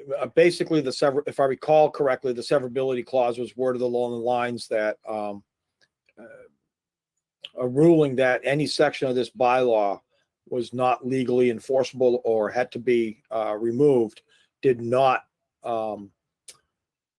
make the remainder of the bylaw illegal. Mm-hmm. Okay. And I think we could probably find that language, Jeff, from the old versions of the zoning bylaw.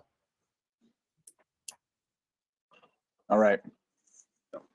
I think we've been around this item now for several weeks, but does anybody else on the board have any further comments or questions before we go to the audience for their questions and comments? I do have one other one, and I should have pointed out a number of the concerns that were expressed in the survey that I didn't really highlight were around the operating hours. And for the most part, they didn't add anything to what we already have in the bylaw. I had somebody, I seem to recall one of them was it shouldn't operate any later than 11 p.m. Well, if you look at it, we've got ours between before 10 p.m.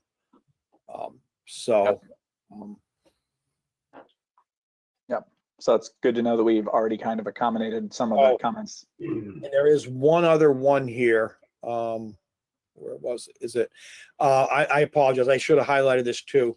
I did take one lesson from the Acton motion. Acton now is going to be dealing with this at their town meeting on the 21st. And if you notice here, Dylan, on the what you helped me with the outdoor ordering kiosk speakers, I've added what I thought was a really nice piece of legislation from Acton, that they also must employ the use of an automatic volume control system to adjust the ambient noise levels. Yep. So, yeah, I noted that. It's a good 7C. Yeah. Yep. Okay. So let's see. So we have, I can see, Matt, that we have some questions already in the audience. I believe Mr. Chu has his hand up. Yep. Mr. Chu, you're unmuted. Yes, thank you. Good evening to the board. Thank you. Thank you again.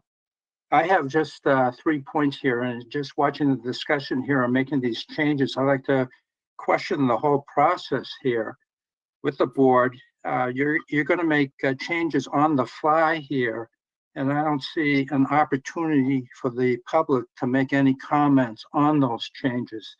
I reviewed whatever version was on the website over the weekend here, and one of my comments here now no longer lines up with the version that's on the shared screen here. So I think the public here has not been given a chance to see any of these proposed changes, and for them to make any decisions for Saturday, when you're only going to come out with these changes maybe tomorrow, I think is unfair to the whole process. Let me get on to my other 2 points here. Before you proceed on, I just want to ask you what version you looked at, because this was in the meeting packet published on Friday. Okay, I was going to make a comment about section 896 and 894. I don't see them.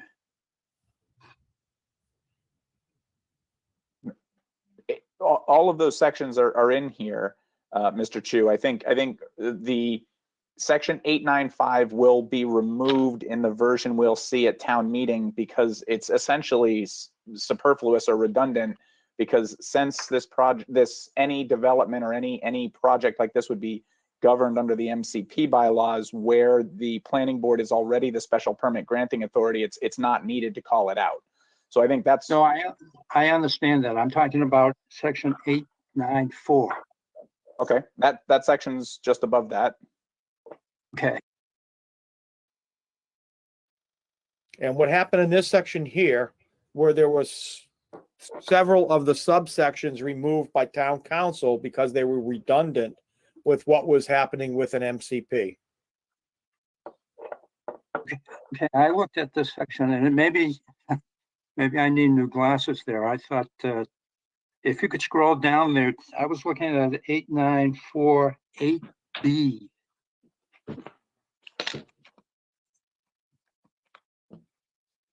So then now there isn't any B. Right.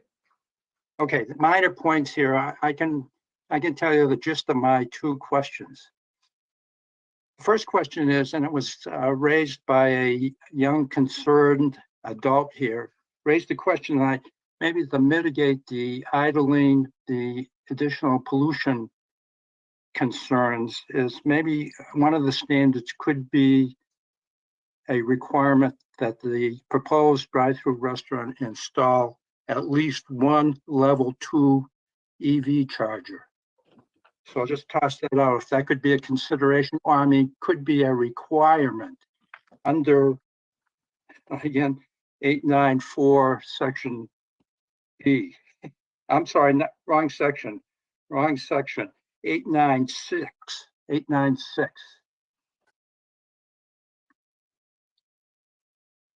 See, that the section. Well, I guess I would put it under 894, Chauncey, probably somewhere after item 13. Okay, for whatever, but I think you get the idea of my, yep, or this person's requirements, suggestion, I'm sorry. The other thing that I have, the final question I had was 894, which pertained to the customer waiting area, waiting pickup area. I wonder if the board could explain how that section or that particular area would work. In particular, when a customer receives word that their item is ready, do they have to get back in line? Or is there a separate area for the pickup? How's this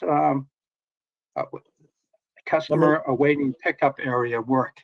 All right, so in the event that that pickup area was implemented, that would mean that all cars would exit the ordering queue area by the ordering kiosk and proceed to this area to wait.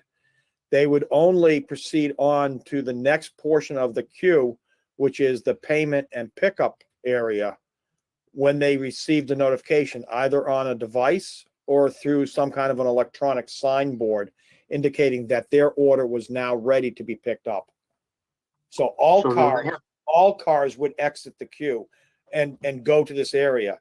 This is not something where some cars would go here and others wouldn't, with the exception of a car, let's say you drove up and ordered a coffee. That might be an item that could be available immediately, and they may just tell you proceed directly to the window for this pickup. So all cars go into this waiting area. That would be our understanding, and we would be, we're not going to design it tonight. We would be awaiting the design of this from an applicant in the future if they kicked off these triggers in the bylaw for having a restaurant with average waiting times that exceeded these threshold values. Okay, the point I was trying to make was the customers in the waiting area, do they have to get back into the line? And it seems to be a little. The line is broken up into different sections. They would not go back to the back of the line, if that's what you're asking. Okay, so now we're going to have two queue lines. Wait, I want to put something out there. So Bob, I could envision that being handled different ways by different restaurants, right? Certainly one opportunity would be to have a car exit. If they knew that they were running at longer than 5-minute queue times, they could have an area where cars could pull over and then proceed for payment and pickup. Another option, and I think many restaurants do this now, Mr. Chu, is, you would proceed, you'd pay, you'd actually pull through the drive-through area and park, and the restaurant would bring you out your food or would give you some sort of a notification system where you would maybe, walk up to some, either another window or go inside and get your food at that point if it was longer than 5 minutes. Okay, I didn't want to get into the nitty-gritty of the the details of the Well, logistics here. I just wanted to make the point that if there possibly could be 2 queue lines now. And what you mentioned, Mr. O'Connor, was that now if people have to get out of their car, you're sort of negated Yeah, the I would convenience. I would agree. I would agree with you. I guess what the point is, it would be on the applicant to tell us information about their average queue times, you know, at the point that they were putting in an application, and having a mechanism to deal with it if that was going to be longer than 5 minutes. And I guess we would also be discussing with the applicant that it would be, they're going to have a system in which they can inquire if that person is handicapped and cannot readily get out of their vehicle, and inform their server that they will need to deliver it to the vehicle for that individual. Right. Which is now curbside delivery, which we now have. But again, that's in a special circumstance where the queue time's longer than 5 minutes. Okay. Thank you. Thank you.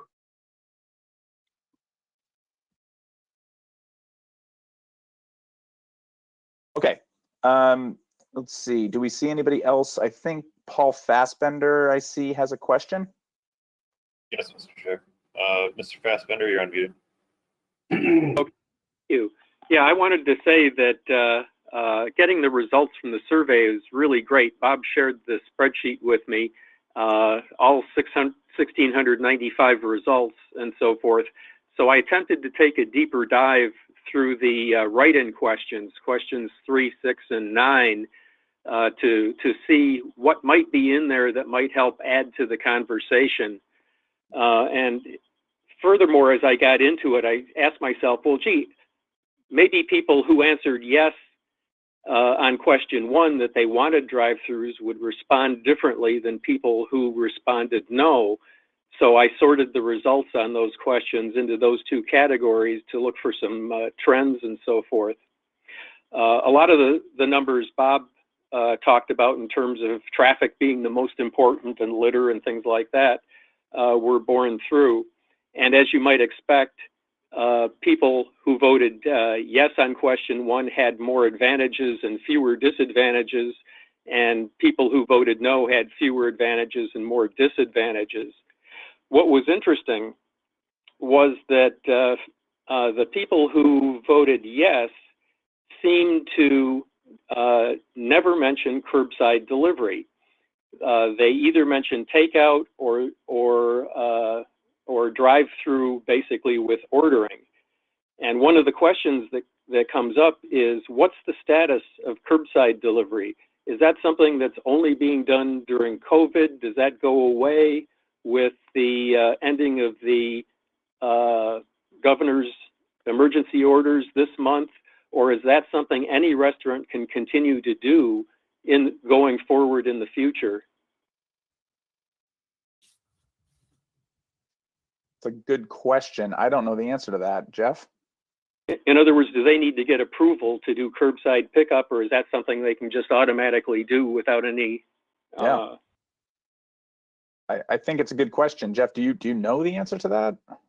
So to date, we have not required, or the building commissioner has not required any permits or approvals for curbside pickup, because in a sense, they're pulling into an existing parking, they're converting an existing parking space. Someone's just pulling in parking, and whether or not they get out of their car, go into the restaurant, or someone comes from the restaurant and goes to the car, we didn't observe that any zoning permissions were needed to do that.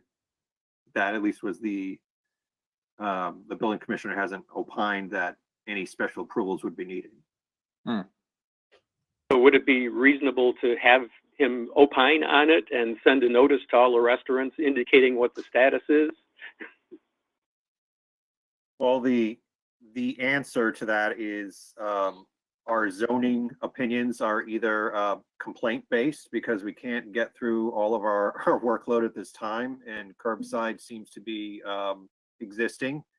We haven't received any complaints about curbside pickup, and there doesn't appear to be a clear any clear section of the bylaw that would say that approvals are needed. So unless given special direction by the board, I wouldn't go looking to divert the commissioner's resources towards that, unless the planning board would like us to get a specific opinion on that. Okay, yeah, it's just something that came up that seemed like it was a question mark that might impact people's decisions on whether they think drive-throughs are needed or not, depending on whether curbside availability will be continued into the future. Another area that I looked into was details on the traffic issues and so forth, and many of them were very explanatory, whether they favored or didn't favor drive-throughs, that there was concern about managing the queues during peak hours specifically. And several people mentioned the Dunkin' Donuts in Chelmsford specifically as having driven down 110 and seeing backups on 110 of people trying to turn in there. And quite coincidentally, I happened to be coming back from Lowe's down 110 last Saturday at about 10 o'clock in the morning. And I was stuck in traffic for a couple of minutes until I started noticing people swinging around in the lane to the right to bypass 4 cars that were sitting with their turn signals on to turn into Dunkin' Donuts. So I think if there's any way we can be a little more explicit in the specifications or something like that, that we, you know, really don't expect to have traffic backups on the streets. And under the restrictions section of the questions, there are a lot of interesting suggestions from survey respondents on ways to handle that, including fines and things along that line. And I hope you have had a chance to read all of that. I don't know how we can work some of that into a bylaw, but I do really think that is a major concern. And an interesting thing is that some people also took the opportunity to put plugs in for their favorite restaurants or drive-throughs, like Dunkin' Donuts and McDonald's received most of the recommendations. And what I thought was interesting was a lot of people talked specifically about different kinds of drive-throughs, one for coffee primarily and one for food.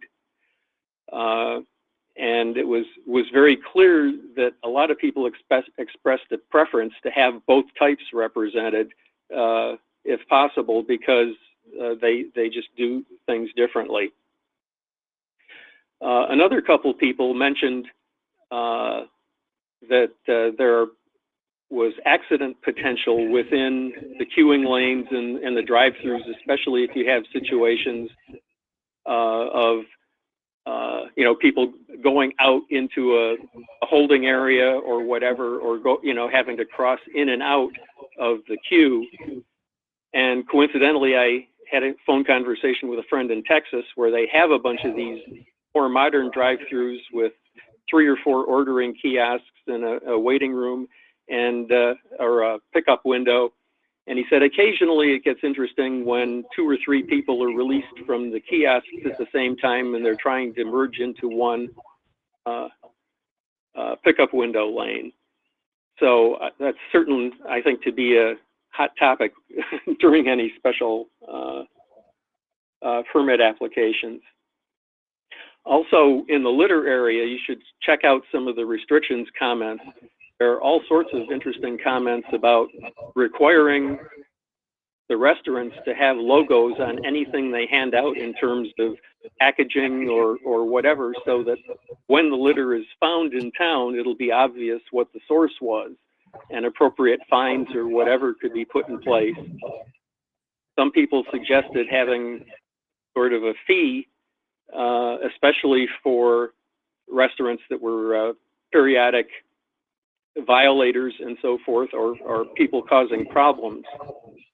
So if you haven't read through those restrictions comments, they're really enlightening.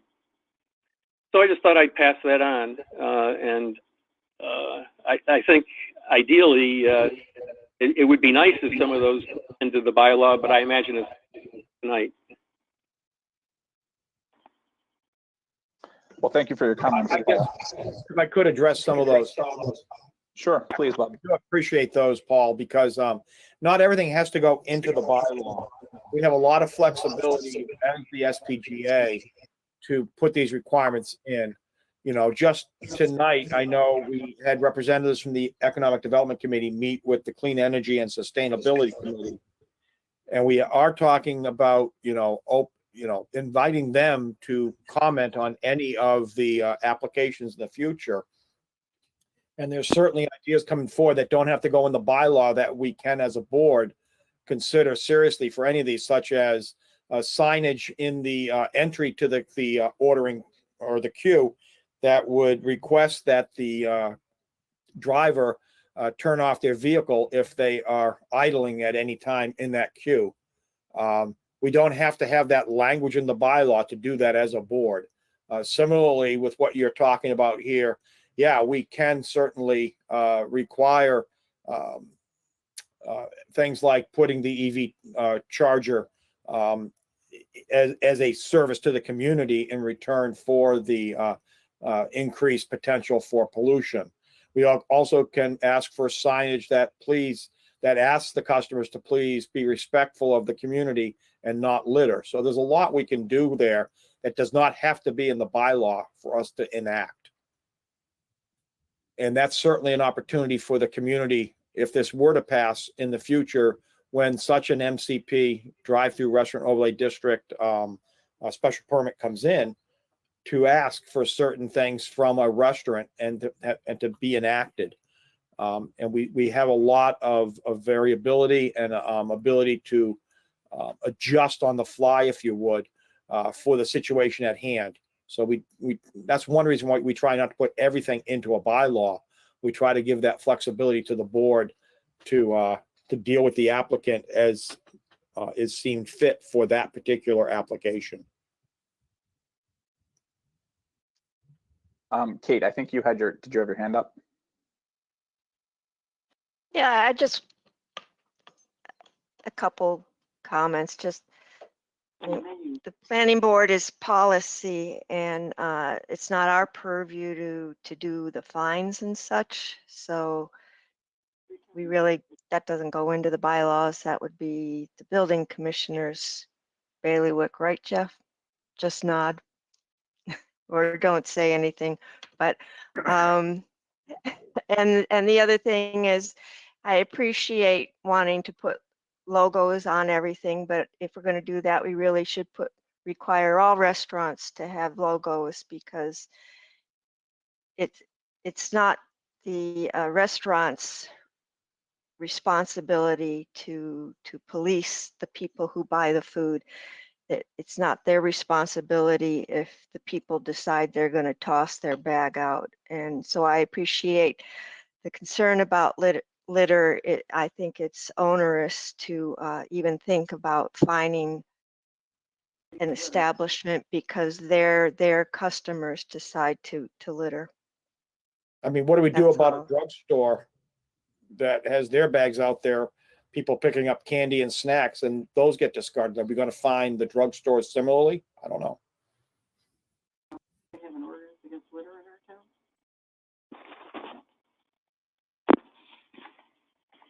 Okay.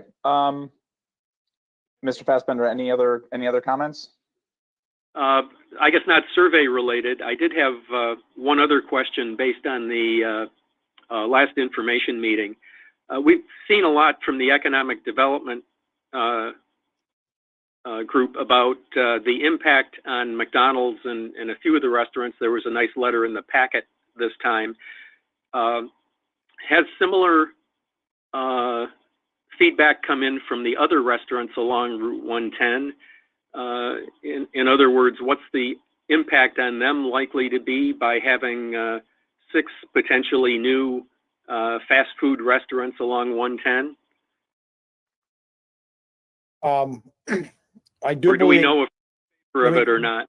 Yeah, I do believe Mr. Rosenberg, Mr. Barry are on here now. I do know that discussions were held last week with the owner of Cornerstone.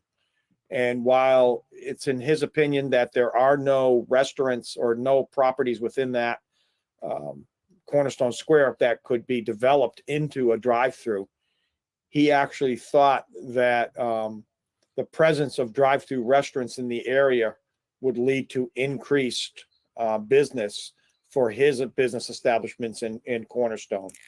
And I think Mr. Rosenberg might be able to speak to that if he can be unmuted. Yeah, I think the real question is the impact on other restaurants. You know, will other restaurants see customers going to these 6 potentially new or 5 potentially new, probably fast food restaurants that would be placed by this bylaw?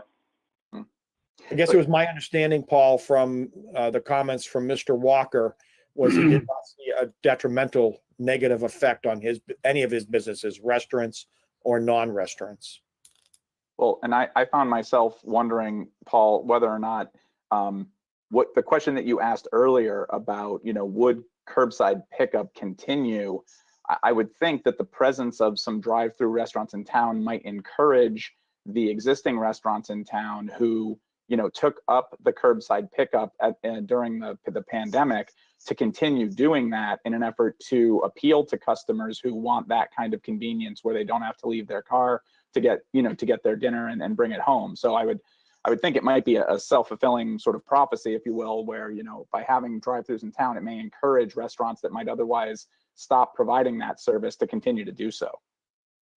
Yeah, and of course, restaurants are noted for short lifespans in many ways historically, and it is survival of the fittest, so they have to be alert to trends and so forth. But one question is the timing of this appropriate? We have a bunch of small restaurants who have just been whacked with COVID shutdown and a bunch of other things. They, in many cases, are still struggling. So are we basically saying, congratulations for living through COVID, now here are 6 new competitors for you to deal with?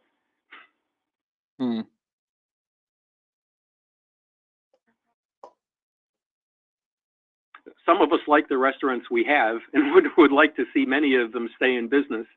Oh, yeah. I think many of us here on the board are fans of them as well, and certainly don't want any of them to go away, because they offer, I think they all offer different dining experiences for different times of you know, of the week, right, or of you know, whatever. So yeah, I would like to think that people who are gonna, you know, go to one of the many fine establishments that we have in town, you know, wouldn't be taking advantage of some of the maybe more fast food options or quick food options that would, you know, have a drive-through at times when, you know, they want to go out and eat, you know, on a Friday night with their family. So, you know, for, you know, and have a dine-in experience or an eat outside experience. So, but I don't know the answer to your question, but. Do you have any other? I think we have another hand up. Mr. Fassbender, are we, have we addressed your questions and comments? I'm good for now. Thanks, Dylan. Thanks, Paul. Okay, we have Thomas Berry, I see, with their hand up. Matt? Mr. Berry, can you hear me, Dylan? Yes. Thank you. Just a brief comment on Paul's question. We have not heard specific comments at all from any other restaurants in the town of Westford.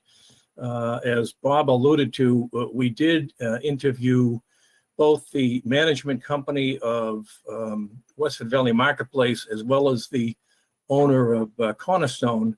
Both of them independently were in agreement that, you know, while there probably weren't any sites in their locations that would you know, be possible for a drive-through, they both thought that it was good for business in general.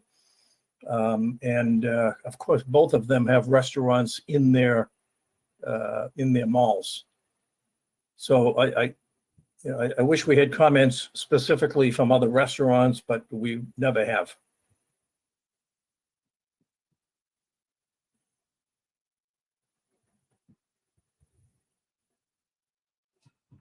Thank you for that. All right.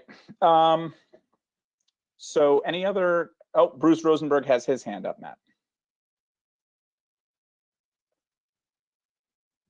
Mr. Rosenberg, you're unmuted. Yeah, thank you. Yes, let me just elaborate a little bit on what Tom said, and also to respond to Mr. Fassbender. So obviously we all have different demographics as to the types of restaurants the service and so forth that we want to participate in. McDonald's has already expressed an interest. But I can tell you myself that the last time I went to McDonald's was with my grandson, who just graduated high school, when I used to take him there for his Happy Meals. So I think there's obviously a set of demographics that will like to go there, and there are demographics that will go to other restaurants, fast casual or otherwise. One of the scenarios that I like to talk about is exactly in that place in Orchard Square, which was originally conceived, that standalone building, to be a bank. And as we understood from the developer there, that when COVID hit, banks obviously had that much less lobby traffic, and their footprint was shrinking left and right. They've been very specific about telling us that they have some overtures from some restaurants that if it could be converted into a restaurant with a drive-through, that they would be interested. And it doesn't take much imagination now to think about, from April to October, the traffic that's at Kimball Farms that could ultimately leave Kimball Farms and go into that Orchard Square shopping center, anchored by a restaurant and other stores filling up. So, we've often talked about secondary or halo effects, but that's probably the classic textbook example of a potential halo effect. But again, back to what Mr. Fassbender was saying, everyone has different tastes in restaurants. Competition brings out the best. And yes, there are trends, and restaurants come and go with the new trends. Thank you. Thank you, Mr. Rosenberg. All right. I think we've fulfilled all of the audience questions. Matt, unless you see a new question that's come up, I think we addressed Paul's. That question, I think, has been, was there previously. Yes, Mr. Chair. I don't see any other hands raised. All right. So what's the pleasure of the board here? Bob, how would you like to proceed? You've suggested striking 895 as well as the section, the word section ahead of Appendix A earlier in, I don't have the exact section in front of me, but striking the word section in front of Appendix A.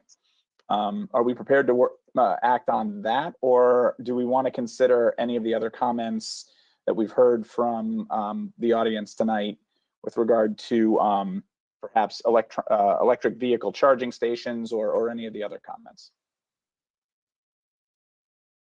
I guess I would entertain adding, I think it's in section 894, lower down in the standards section there.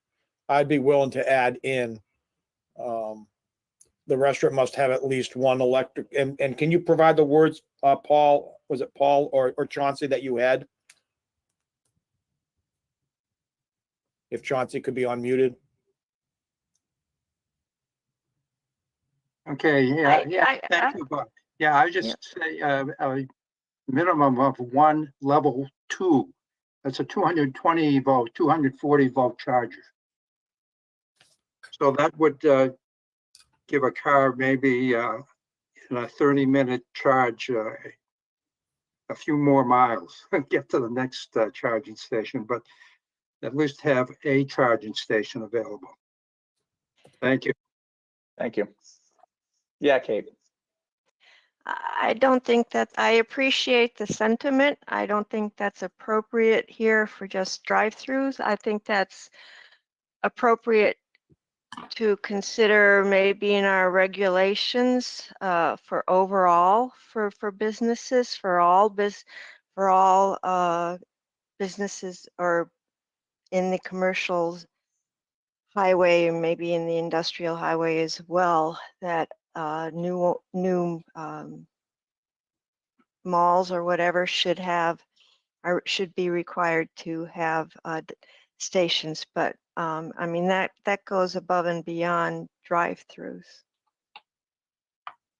I would tend to agree with you, Kate, on that. I was kind of thinking the same thing. I very much appreciate the sentiment, and I would actually welcome us considering if maybe all major commercial projects shouldn't include some number of electronic vehicle charging stations. But it feels like we'd be, sort of targeting restaurant drive-through specifically. And again, it's not like we don't have other businesses with drive-through facilities already today who are not subjected to, that same requirement. I don't know how the rest of the board feels on that. Darren, any thoughts there? Yeah, I wouldn't single out drive-throughs for having a requirement to put in, EV charging stations. I'm with you. I think I agree with you guys. I think I'd like to see more of it as new development happens, but not specific just because it's a drive-through. Yeah, Mike, any thoughts? Do you agree with that? Or I agree with that. Yeah. Okay. Yeah, I guess that I would take a note for us and town staff that this is a good suggestion for MCPs, but this would have to be done in the future. We don't have the ability to do it at this town meeting. I think I've seen another question maybe pop up.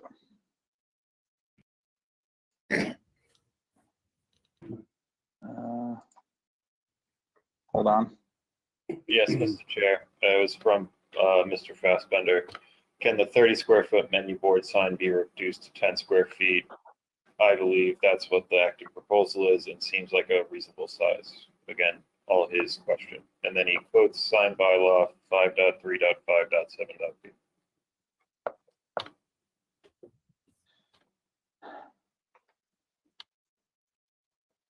So proposal to reduce this menu board sign. I don't know. I don't eat fast food very much, and I need those pictures to know what I'm ordering. Yeah.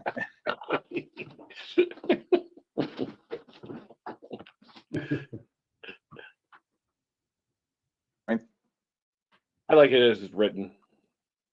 Yeah. I guess I was going to go back to you, Dylan, because this was the area of the bylaw you helped me with some research, and I think you had.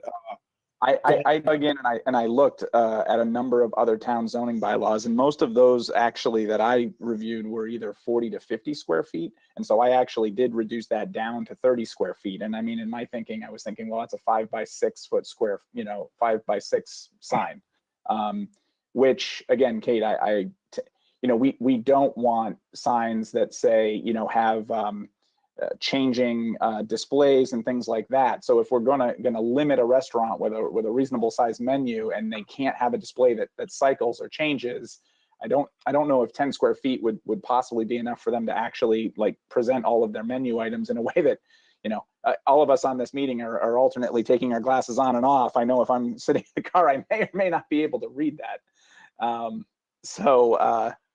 I mean, 30 feet was my suggestion, just based on, trying to downsize a little bit from 50 or 40 square feet, which seemed, kind of ginormous to me, but I'm certainly open to suggestion there. Well, I think you pointed out, Dylan, it's a trade-off between the size of the sign and whether or not we would allow the concept of a change of a menu board that was changing. And that might be something I can look at Acton, because they may not be sensitive to not permit, or they might allow a sign to change and cycle where we don't. And that's that trade-off with that size. Right. And our sign bylaw has been against having signboards that change. Right. Cycle. So it sounds like we've sort of considered, what has been presented to us. It sounds like, with the exception of striking section 895 and the word section earlier in the proposed language, we've sort of landed, where we are. So given that, is there a motion to recommend for town meeting Article 21 to amend the zoning bylaw section 211, 53, 8, 10, 2, and Appendix A and Appendix B as discussed this evening, with the adjustments as outlined by Bob in his discussion of the two sections, and I commented on them earlier here, that need to be adjusted? I need to make one point that maybe you didn't catch. Appendix B has been removed from the motion by town council. Oh, okay. I apologize. Oh, I would make that motion with removing the reference to Appendix B, even though Appendix B is referenced in the article, it is not in the motion at this time. Okay. Mr. Chair, I think Yes, it's a Jeff. side motion. I didn't know if the board wanted to consider closing the public hearing. Oh, yes, you're right. I apologize. Is there a motion to close the public hearing? So moved. Second. Motion and a second. All those in favor, Kate? You're muted. I'm sorry. Aye. Bob? Aye. Darren? Aye. Mike? Aye. And I say aye. Thank you, Jeff. Thank you. Is there a motion to the effect that I stated before I forgot to close the public hearing? So moved. Second. Motion and a second. Okay, so all those in favor of recommending this article for town meeting, say aye. Kate? Aye. Bob? Aye. Darren? Aye. Mike? Aye. And I say aye. Bob, thank you for your Mr. work. Chair, I need to switch to phone. I have a dog that desperately needs to go out, so I'm going to switch to phone so I can continue participating. Yeah, would anybody else appreciate maybe a 3-minute break? I would, but before we go on, I just had one other request here. I'm just going to ask the board's permission to represent us tomorrow night at the select board meeting on the vote we just took. Please do. Do we need to vote on that? No, I think we're all good with I that. just want your support. I don't need a vote. You have all of our support. Okay. Go get him. Jeff, Okay. do we have a specific protocol to have a 3-minute break? Don't take longer than 3 minutes. All right, we'll all be back in 3 minutes.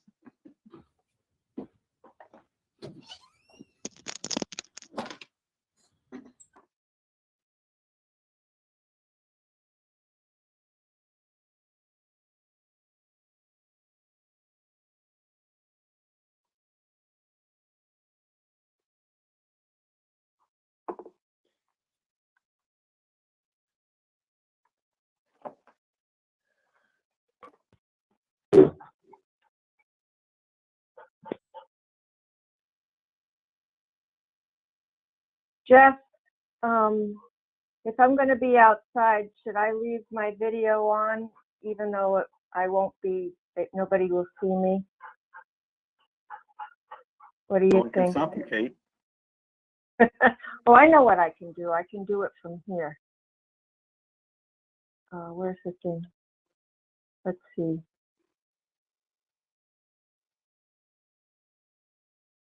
I thought there was a way that I could, by clicking on the thing, I could,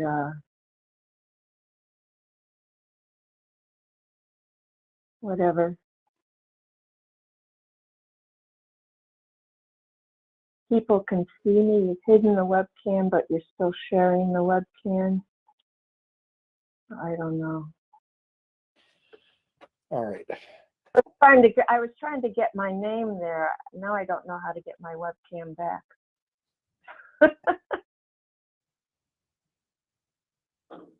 Well, I thought it's right clicking. It should.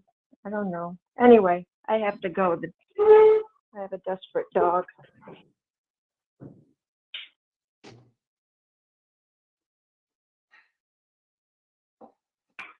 Let's go.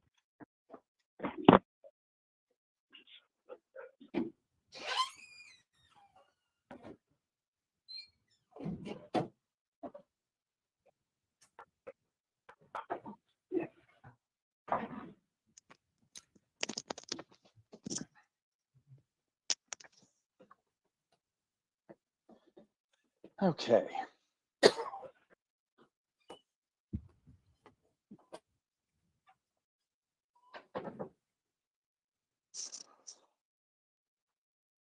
And while we wait, Jeff, I will send you momentarily the amended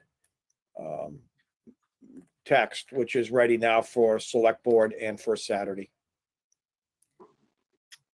Excellent. And I will leave it to you to fill in the name of the map when we have that zoning map.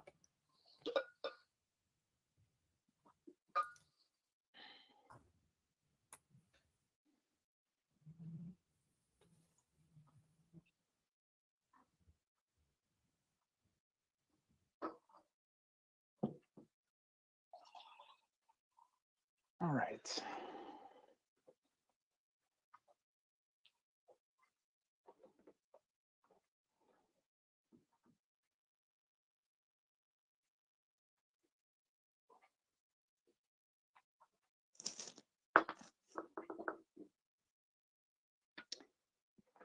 Do we know if Kate switched over to phone? Yes, I'm on the phone now. Okay, great. All right. And we also have Mike back. I'm back. Great. All right, we are complete. So we'll move on to the next public hearing item, agenda item, which is PB 2127. This is an important one. This is to amend the planning board rules and regulations regarding stormwater management. So is there a motion to waive the reading of the public hearing notice? So moved. Second. Motion and a second. All those in favor, Bob? Aye. Kate? Aye. Darren? Aye. Mike? Aye. And I say aye. Is there a motion to open the public hearing? So moved. Second. Motion and a second. All those in favor, Bob? Aye. Kate? Aye. Darren? Aye. Mike? Aye. And I say aye. All right, Jeff, can you give us some background? I think someone from the engineering department may be able to do that. If they great. can't, I can. I can do that, Jeff. Okay. All right, good evening. My name for the record is Jeremy Downs, the Assistant Town Engineer. Paul Starrett, the Town Engineer, is also on the line tonight. We just want to thank the board and the chair for giving us the opportunity to make a request that the board adopt changes to the current stormwater management regulations as proposed in the planning board packet. So just a little background, as you're aware that the town holds a municipal separate storm sewer system permit with EPA, which is more commonly referred to as an MS4 permit. And that permit gives the town the authority to discharge stormwater into our streams, ponds, and lakes under the Federal Clean Water Act. The planning board's current bylaw and supporting regulations were adopted back in 2008, 2012. And those were adopted in accordance with the requirements of the town's original MS4 permit that was issued in 2003. So our current MS4 permit was issued in 2018 and now includes more stringent conditions than the original permit. So one of the requirements of our new permit is that we update our regulations to include certain components and update them to include some of those more stringent conditions. So I'll just give you a brief overview and highlight of the some of the major changes or updates that are required. First one is low impact development. So low impact development, LID, site planning and design strategies are now required to the maximum extent feasible. LIDs basically try to mimic natural conditions by using infiltration BMPs like rain gardens and bioretention areas through practices like reducing impervious area and just preserving natural landscape features to the extent possible. One of the other requirements is for just stormwater management system design. So the designs need to be consistent with both the Massachusetts Stormwater Handbook as well as the requirements of the new 2018 MS4 permit. And they also require that we use the more current rainfall data in those designs. Two of the other major components are for new development and redevelopment projects.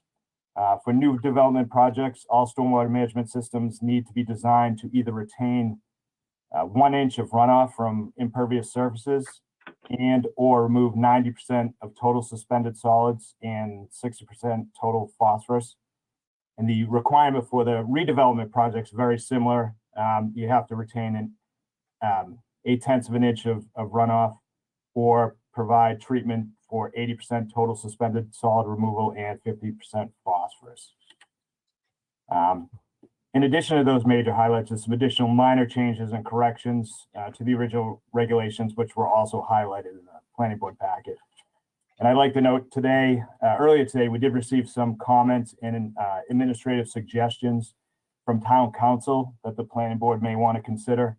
And those suggestions include language on the use of 53G accounts, enforcement, as well as permit closeout. So those are basically a high-level overview of what we're requesting. Again, these are mandated changes that are being required by EPA. And these changes are also required as our permit year 3, which we are currently in, which closes out June 30th of this year. So with that, I can open up to any questions. Thanks, Jeremy. Yeah, so certainly some urgency around this.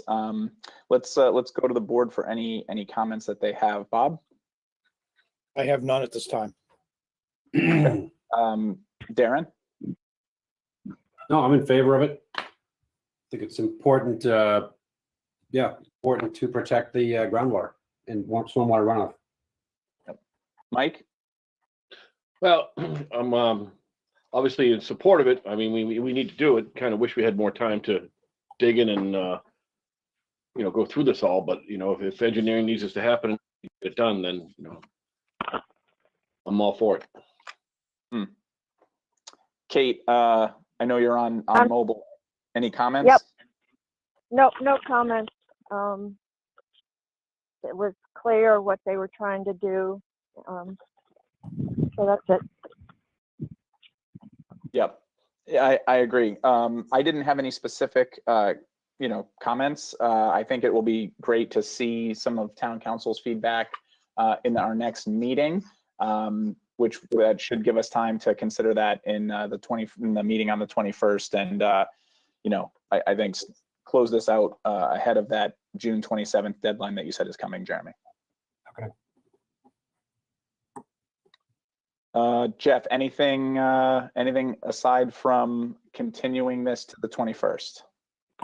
No, I just want to point out, to address Mr. Bonifant's comments, is that I appreciate we are under a deadline for June 30th, but if the board really wants to dig into it further, we can certainly have another public hearing after we've come into compliance for this go around. So we just have a hard and fast deadline of June 30th, but we're happy to continue discussions afterwards, whether it's discussion or even a new public hearing. And if you feel the need to have additional changes, we are absolutely happy to accommodate that. Thanks, Jeff. And I think it would be more, I try to follow and understand the stormwater management stuff, but I'll be honest that a lot of those reports I kind of gloss over and believe engineering's doing their job. So if engineering has things that they would like us, to go through and bring before that, I think that'd be more appropriate. If they have things that they want us to review and see amended, I think that's what I'd like to see. Yeah, I mean, I'm sorry. I would agree with Mike, and if there were suggestions maybe beyond what we're seeing here, perhaps we would consider that in a future additional amendment. Yeah. Yeah, so our focus right now is just making sure we're compliant with our MS4 permit and just making sure the minimum criteria are met. There are other the new MS4 permit has other requirements, but we previously addressed those when we established the bylaw and the regulations. Okay. Great. If nobody else has any questions, then is there a motion to continue PB 2127 to amend the planning board rules and regulations for stormwater management to the 7:30 planning board meeting in person at Town Hall? So moved. Second. Motion and a second. All those in favor, Bob? Aye. Darren? Aye. What was the date again? I'm sorry, just The 21st. I think you said 7:30 p.m. On the Okay, 21st, right? yep. Yep. Sorry. Oh, 21st, did I yep. miss the date? I'm sorry. I think so, yeah. Sorry about that. All Mike, right. Mike, Oh, I'm sorry. Aye. Kate, Aye. and I say aye. Thank you, Jeremy. Okay, great. Thank you very much. All right, that's the end of the public hearing items. We are on to general business. The first item is discussion and possible actions regarding the June 12th, 2021 annual town meeting. Jeff? Thank you, Mr. Chair. So the first item up, I believe, relates to the Merrill's Quarry zoning bylaw amendment. At our recent motions meeting, town council opined when the planning board made their recommendation, they did attach or made it subject to the commitments made by the petitioner to try to address some of the concerns from the neighbors to that subject property. And so council thought that under a certain set of circumstances, which may or may not come to pass, it could potentially create an issue. And council thought it would be prudent to see if the board would consider providing an amended recommendation for the proposed zoning bylaw amendment to put the Merrill's Quarry property into the senior residential multifamily overlay district. I know the applicant is here tonight, or their petitioner's attorney, Attorney Melissa Robbins is here. And if the board was amenable to that approach to essentially give a straight up recommendation one way or another, I believe the applicant will tell you that they intend to provide those commitments on the actual conceptual plan that they present to town meeting. I know we received a draft version of that. I'm not sure if Matt Salem received that and is able to put that up, but I just think maybe we can turn this over to Attorney Robbins and see if she can add to this conversation. Good evening, members of the board. Attorney Melissa Robbins. As Jeff has stated, town council doesn't have issues with this approach, but it could cause a situation where someone could claim that perhaps the town meeting warrant article was changed and not in line with the accepted warrant article as shown on the town meeting warrant. To deal with that issue, what I've suggested is that I put the conditions that the board had voted on the plan itself that will be in the packet for town meeting warrant, and I will still propose all the suggested amendments that the planning board had made as part of my presentation at town meeting. So we still get the same result. It just has to go through a different process, and that way we make sure we don't run afoul of anything that town council has raised. Okay. So the ABCD you see there, that's the way that it came into the Board of Selectmen's packet. That's the way that the planning board vote came through. So I actually just plugged that in right from the Board of Selectmen's packet. And then I clarified a couple of the bullets above so that they were clear, a little clearer. Those are the original ones, but as you can see, it now says 10% will count towards the subsidizing housing inventory. And we also made sure to clean up a couple of these other ones that were issues for the planning board. So again, it's a little bit of a different process, but it gets us all to the same place. So just to make sure that town council has no concerns, I'd like to revise it in accordance with Jeff's recommendation. Okay. I guess I'll go to the board for any thoughts they have. Does, you know, just sort of round robin here without going specifically one by one. Does anybody have any thoughts on that, or anybody opposed to doing I guess what we would be voting again on recommending this article just sort of on its face as it's written on the town meeting warrant? Jeff, would that be sufficient? Yes, Mr. Chair. Okay. Kate, I know you had some thoughts on this one. Are you opposed to us re-voting on this? No, I'm not opposed to re-voting. People will vote how they feel like voting. Yeah. Okay. I somehow I don't think that the reason that I voted no, I don't think that that's going to be on the presented to town meeting. Okay. Yeah. Yep. So, All right. Well, in that case, unless there's any discussion, is there a motion to recommend PB 2115 to amend the zoning bylaw to include the Merrill's Quarry property within the senior residential multifamily overlay district as presented on the town meeting warrant for June 12th, 2021? So moved. Second. Okay, we have a motion and a second. All those in favor, Bob? You muted, Bob. You're muted. Aye. Darren? Aye. Mike? Aye. Kate? nay. And I say aye. Thank you very much, members of the board. Thank you, Attorney Rob. I appreciate Have a it. good night. Yep, you as well. Okay, Jeff, we're on to, I guess, item B under this discussion and possible actions, which is Articles 18, 20, 21, 22, and 23, the various zoning bylaw amendments that we'll be discussing at town meeting. Thank you, Mr. Chair. I just thought it might be helpful as we're putting together the handout for the zoning bylaw amendments, if there was a clear understanding of who was expected to speak about each of the various articles.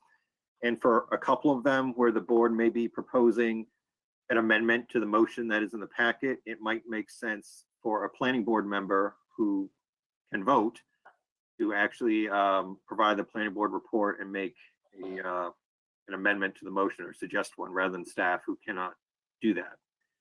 And so I don't know if you want to just go through these. I know for Article 18, that's the inclusive language. Remember, the planning board did have they voted their support, but they also recommend the addition of the word "and."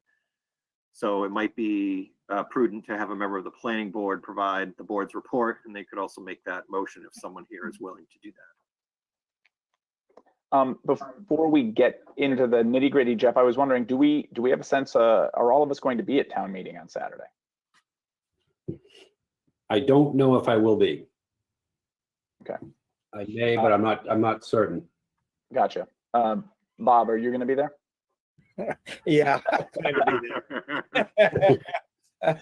I had a better offer to go to a crawfish fest, but I've turned it down. All right. Kate, are you planning on being at town meeting on Saturday? Yes, I will be there. Okay, so we'll be complete with the possible exception of Darren. So, okay, that kind of tells us who's going to be in attendance.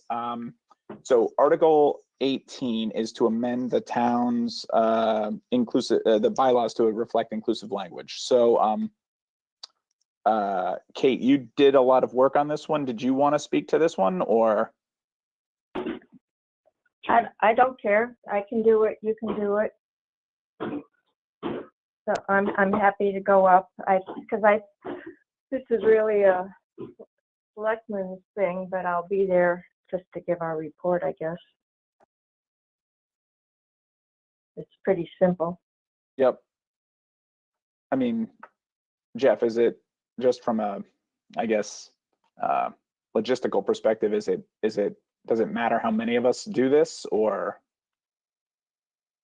I hate to jump to conclusions, but Bob is clearly going to speak to the drive-throughs. Yes, he is.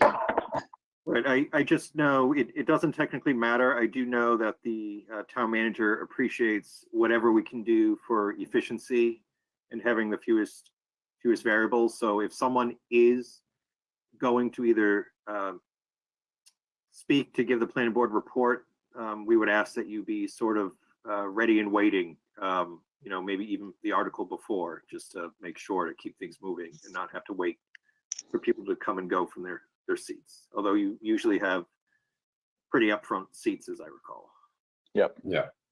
Mr. Chair, if I may interrupt, I think the town moderator is in attendance and has her hand raised if you'd like to. Oh, of course. Absolutely. Ms. Harkness, you're unmuted. Thank you. Hi, everyone. Can you hear me? You can. Yep. So I just wanted to mention for this particular one, Article 18, Andrea Perner-Sweet, as the chair of the board of the select board, is going to be making an explanation but someone will have to get up, as Kate said, and just give the planning board report on your vote. I'm not saying you can't say more than that, but that's all that is absolutely necessary for this particular one. Would that person have to go up to the front, or could they just go to the closest microphone? Closest microphone. Okay. So Kate, I'm okay doing this one, or if you want to, either one of us can do that. Well, you know, if you're going to do this, if you're going to be the one presenting for like our opinions on the two citizen ones, it makes sense for you to do this one as well. Sure. Yeah, that's fine.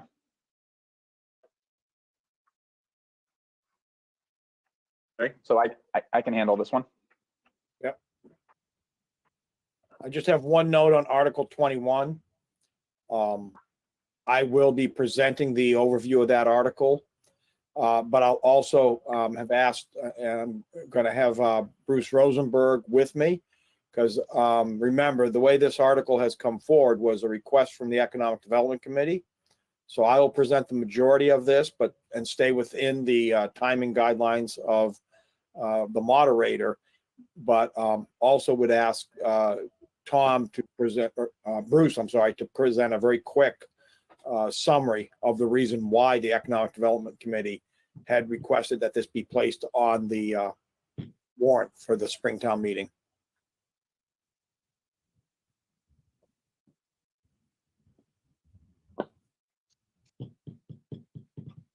And I can also present the position of the planning board at that time. Yeah, I think that makes sense on that one, Bob, since you'll be up there anyway. Yep. I mean, I guess to make the rest of the conversation as efficient as possible, I guess if all I'm required to offer on the 18, 20, 22, and 23 is the result of the planning board's vote to recommend, I'm fine doing that for all four of those.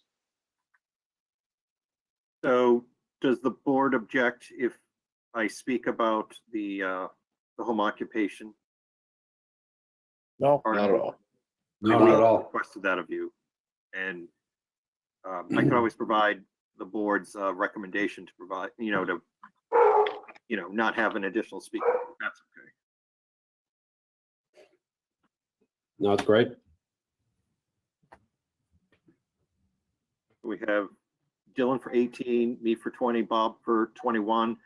And then Dylan, were you going to provide the PB recommendation for Articles 22 and 23? Let me just take a look. I certainly can. Yes, I can handle 22. And let me just take a look at 23. Yeah, I can provide our update for 22 and 23. Okay. Mr. Chair, again, town moderator has raised your hand. Yes, please. Bob, I just wanted to confirm Bruce Rosenberg is a resident, right? Oh, Bruce Rosenberg is a resident, and he is the chair of the Westford Economic Development Committee. Okay, great. Just confirming that. Thank you.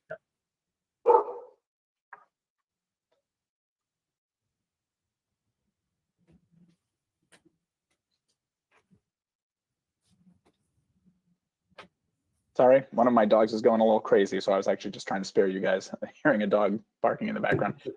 Okay, so Jeff, we've covered general business items A, sub A, and sub B. Is there anything else to discuss on those? I don't believe so, Mr. Chair, unless the moderator has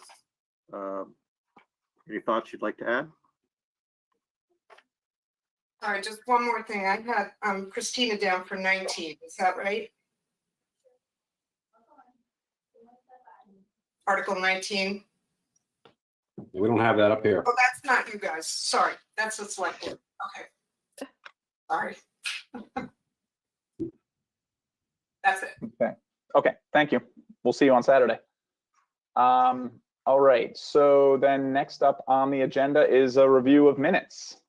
And we have 3 sets. I had one other question for Saturday. What time are we planning to adjourn or open our session 8 or 8:30? Yeah, the meeting starts at 9 o'clock, right? Yeah. So typically,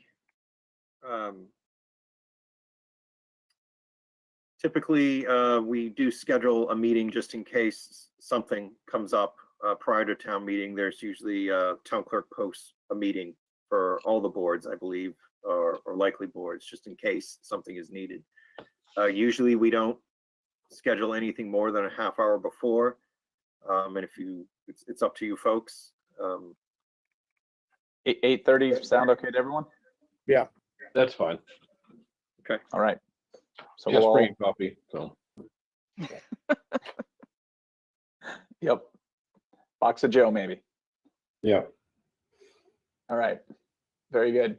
All right. So review of minutes. We have May 3rd, May 11th, and May 17th.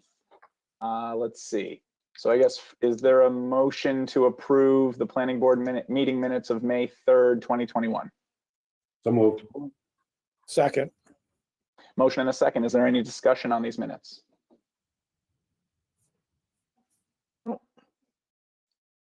Bob? No. Darren? Nope. Mike? Nope. Kate? Nope. I'm good as well. All right. So there's a motion and a second to approve these. All those in favor, Bob? Aye. Darren?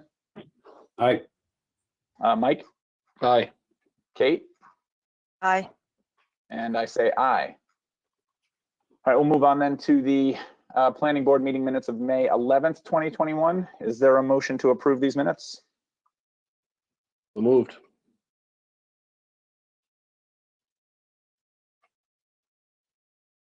I need a second. Second. Motion and a second. Is there any discussion on the May 11th minutes? Bob? No. Darren? No, abstain. Oh, Mike, right, I'm sorry. Nope. Kate? No. And I don't have any either. So motion and a second. All those in favor, Bob? Aye. Darren? Abstain. Mike? Aye. Kate? Aye. And I say aye. All right, on to the May 17th minutes. Is there a motion to approve the minutes from May 17th, 2021? So moved. Second. All right, motion and a second. Any discussion on these minutes? Bob? Nope. Darren?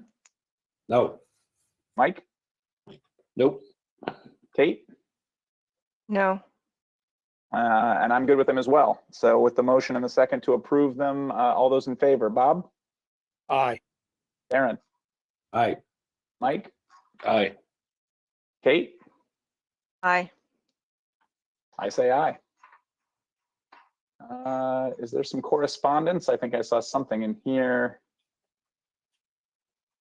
So I just believe made we had one this. one note, Dylan. So that means we still have the 24 May minutes outstanding, correct? I believe that's correct, right, Jeff? That's the only ones we have outstanding. Yes, Yep. correct. Okay. I believe this might have been in our packet. Is this the second time this has been in our packet, this letter, Jeff? I don't believe it's the second time. I think it's a similar. Okay. Okay. Well, it's an April 14th date, but received May 27. Yeah. Okay, somehow I felt like I saw this before. Yeah. Yeah. I think we did that one before. Yeah. Yeah. Sometimes what we'll do is we will, if we receive something and it's not timely for a particular packet, sometimes we'll email it to the board and then put it in the following packet. So if I forgot that, it's certainly possible.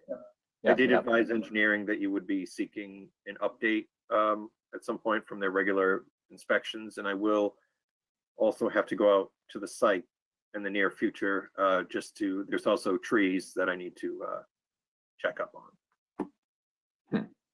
Street trees. Gotcha. Yeah, it would be nice to know because when we did our initial site walk, they were pointing out that there was existing runoff. So has this made it worse, or has it moved it? Is it really the the road that was constructed, or is it the fact that they paved Lawson Yeah, that caused the problem? right. And I think the last time we had talked about this specifically, right, weren't we sort of awaiting a top coat to help with the engineered, runoff mitigation system and the drainage system to actually fully function, right? And I don't know that we've received an update as far as, now that the road's in a finished state, whether or not they've seen those improvements or not. Right. So we can ask for an update and see if we can get that for your next meeting. Okay. All right. Cool. Just one note, this was in our packet, page 97 for the 20 April planning board meeting. So we've seen this before, this letter. Yep. Yeah, I'm pretty sure we brought it to engineering's attention, and Paul said they would take a look at it. Right. So. All right. So that'll be a follow-up for a future meeting, it sounds like. Great. Well, if nobody has any other business for us to discuss, I'd entertain a motion to adjourn. So moved. Second. All right, motion and a second. All those in favor, Bob? Aye. Darren? Aye. Mike? Aye. Kate? Aye. And I say aye. Great job tonight, everyone. All right. Thank you very much. Have a good night. Have a nice evening. Night. Yep. Bye-bye. So I think you won your estimate. I was like right on it. Exactly. Didn't you say 11? I thought I said come on. 10:30. I missed it by 5 minutes. See you, everyone. Have a good night. Good night. Good night.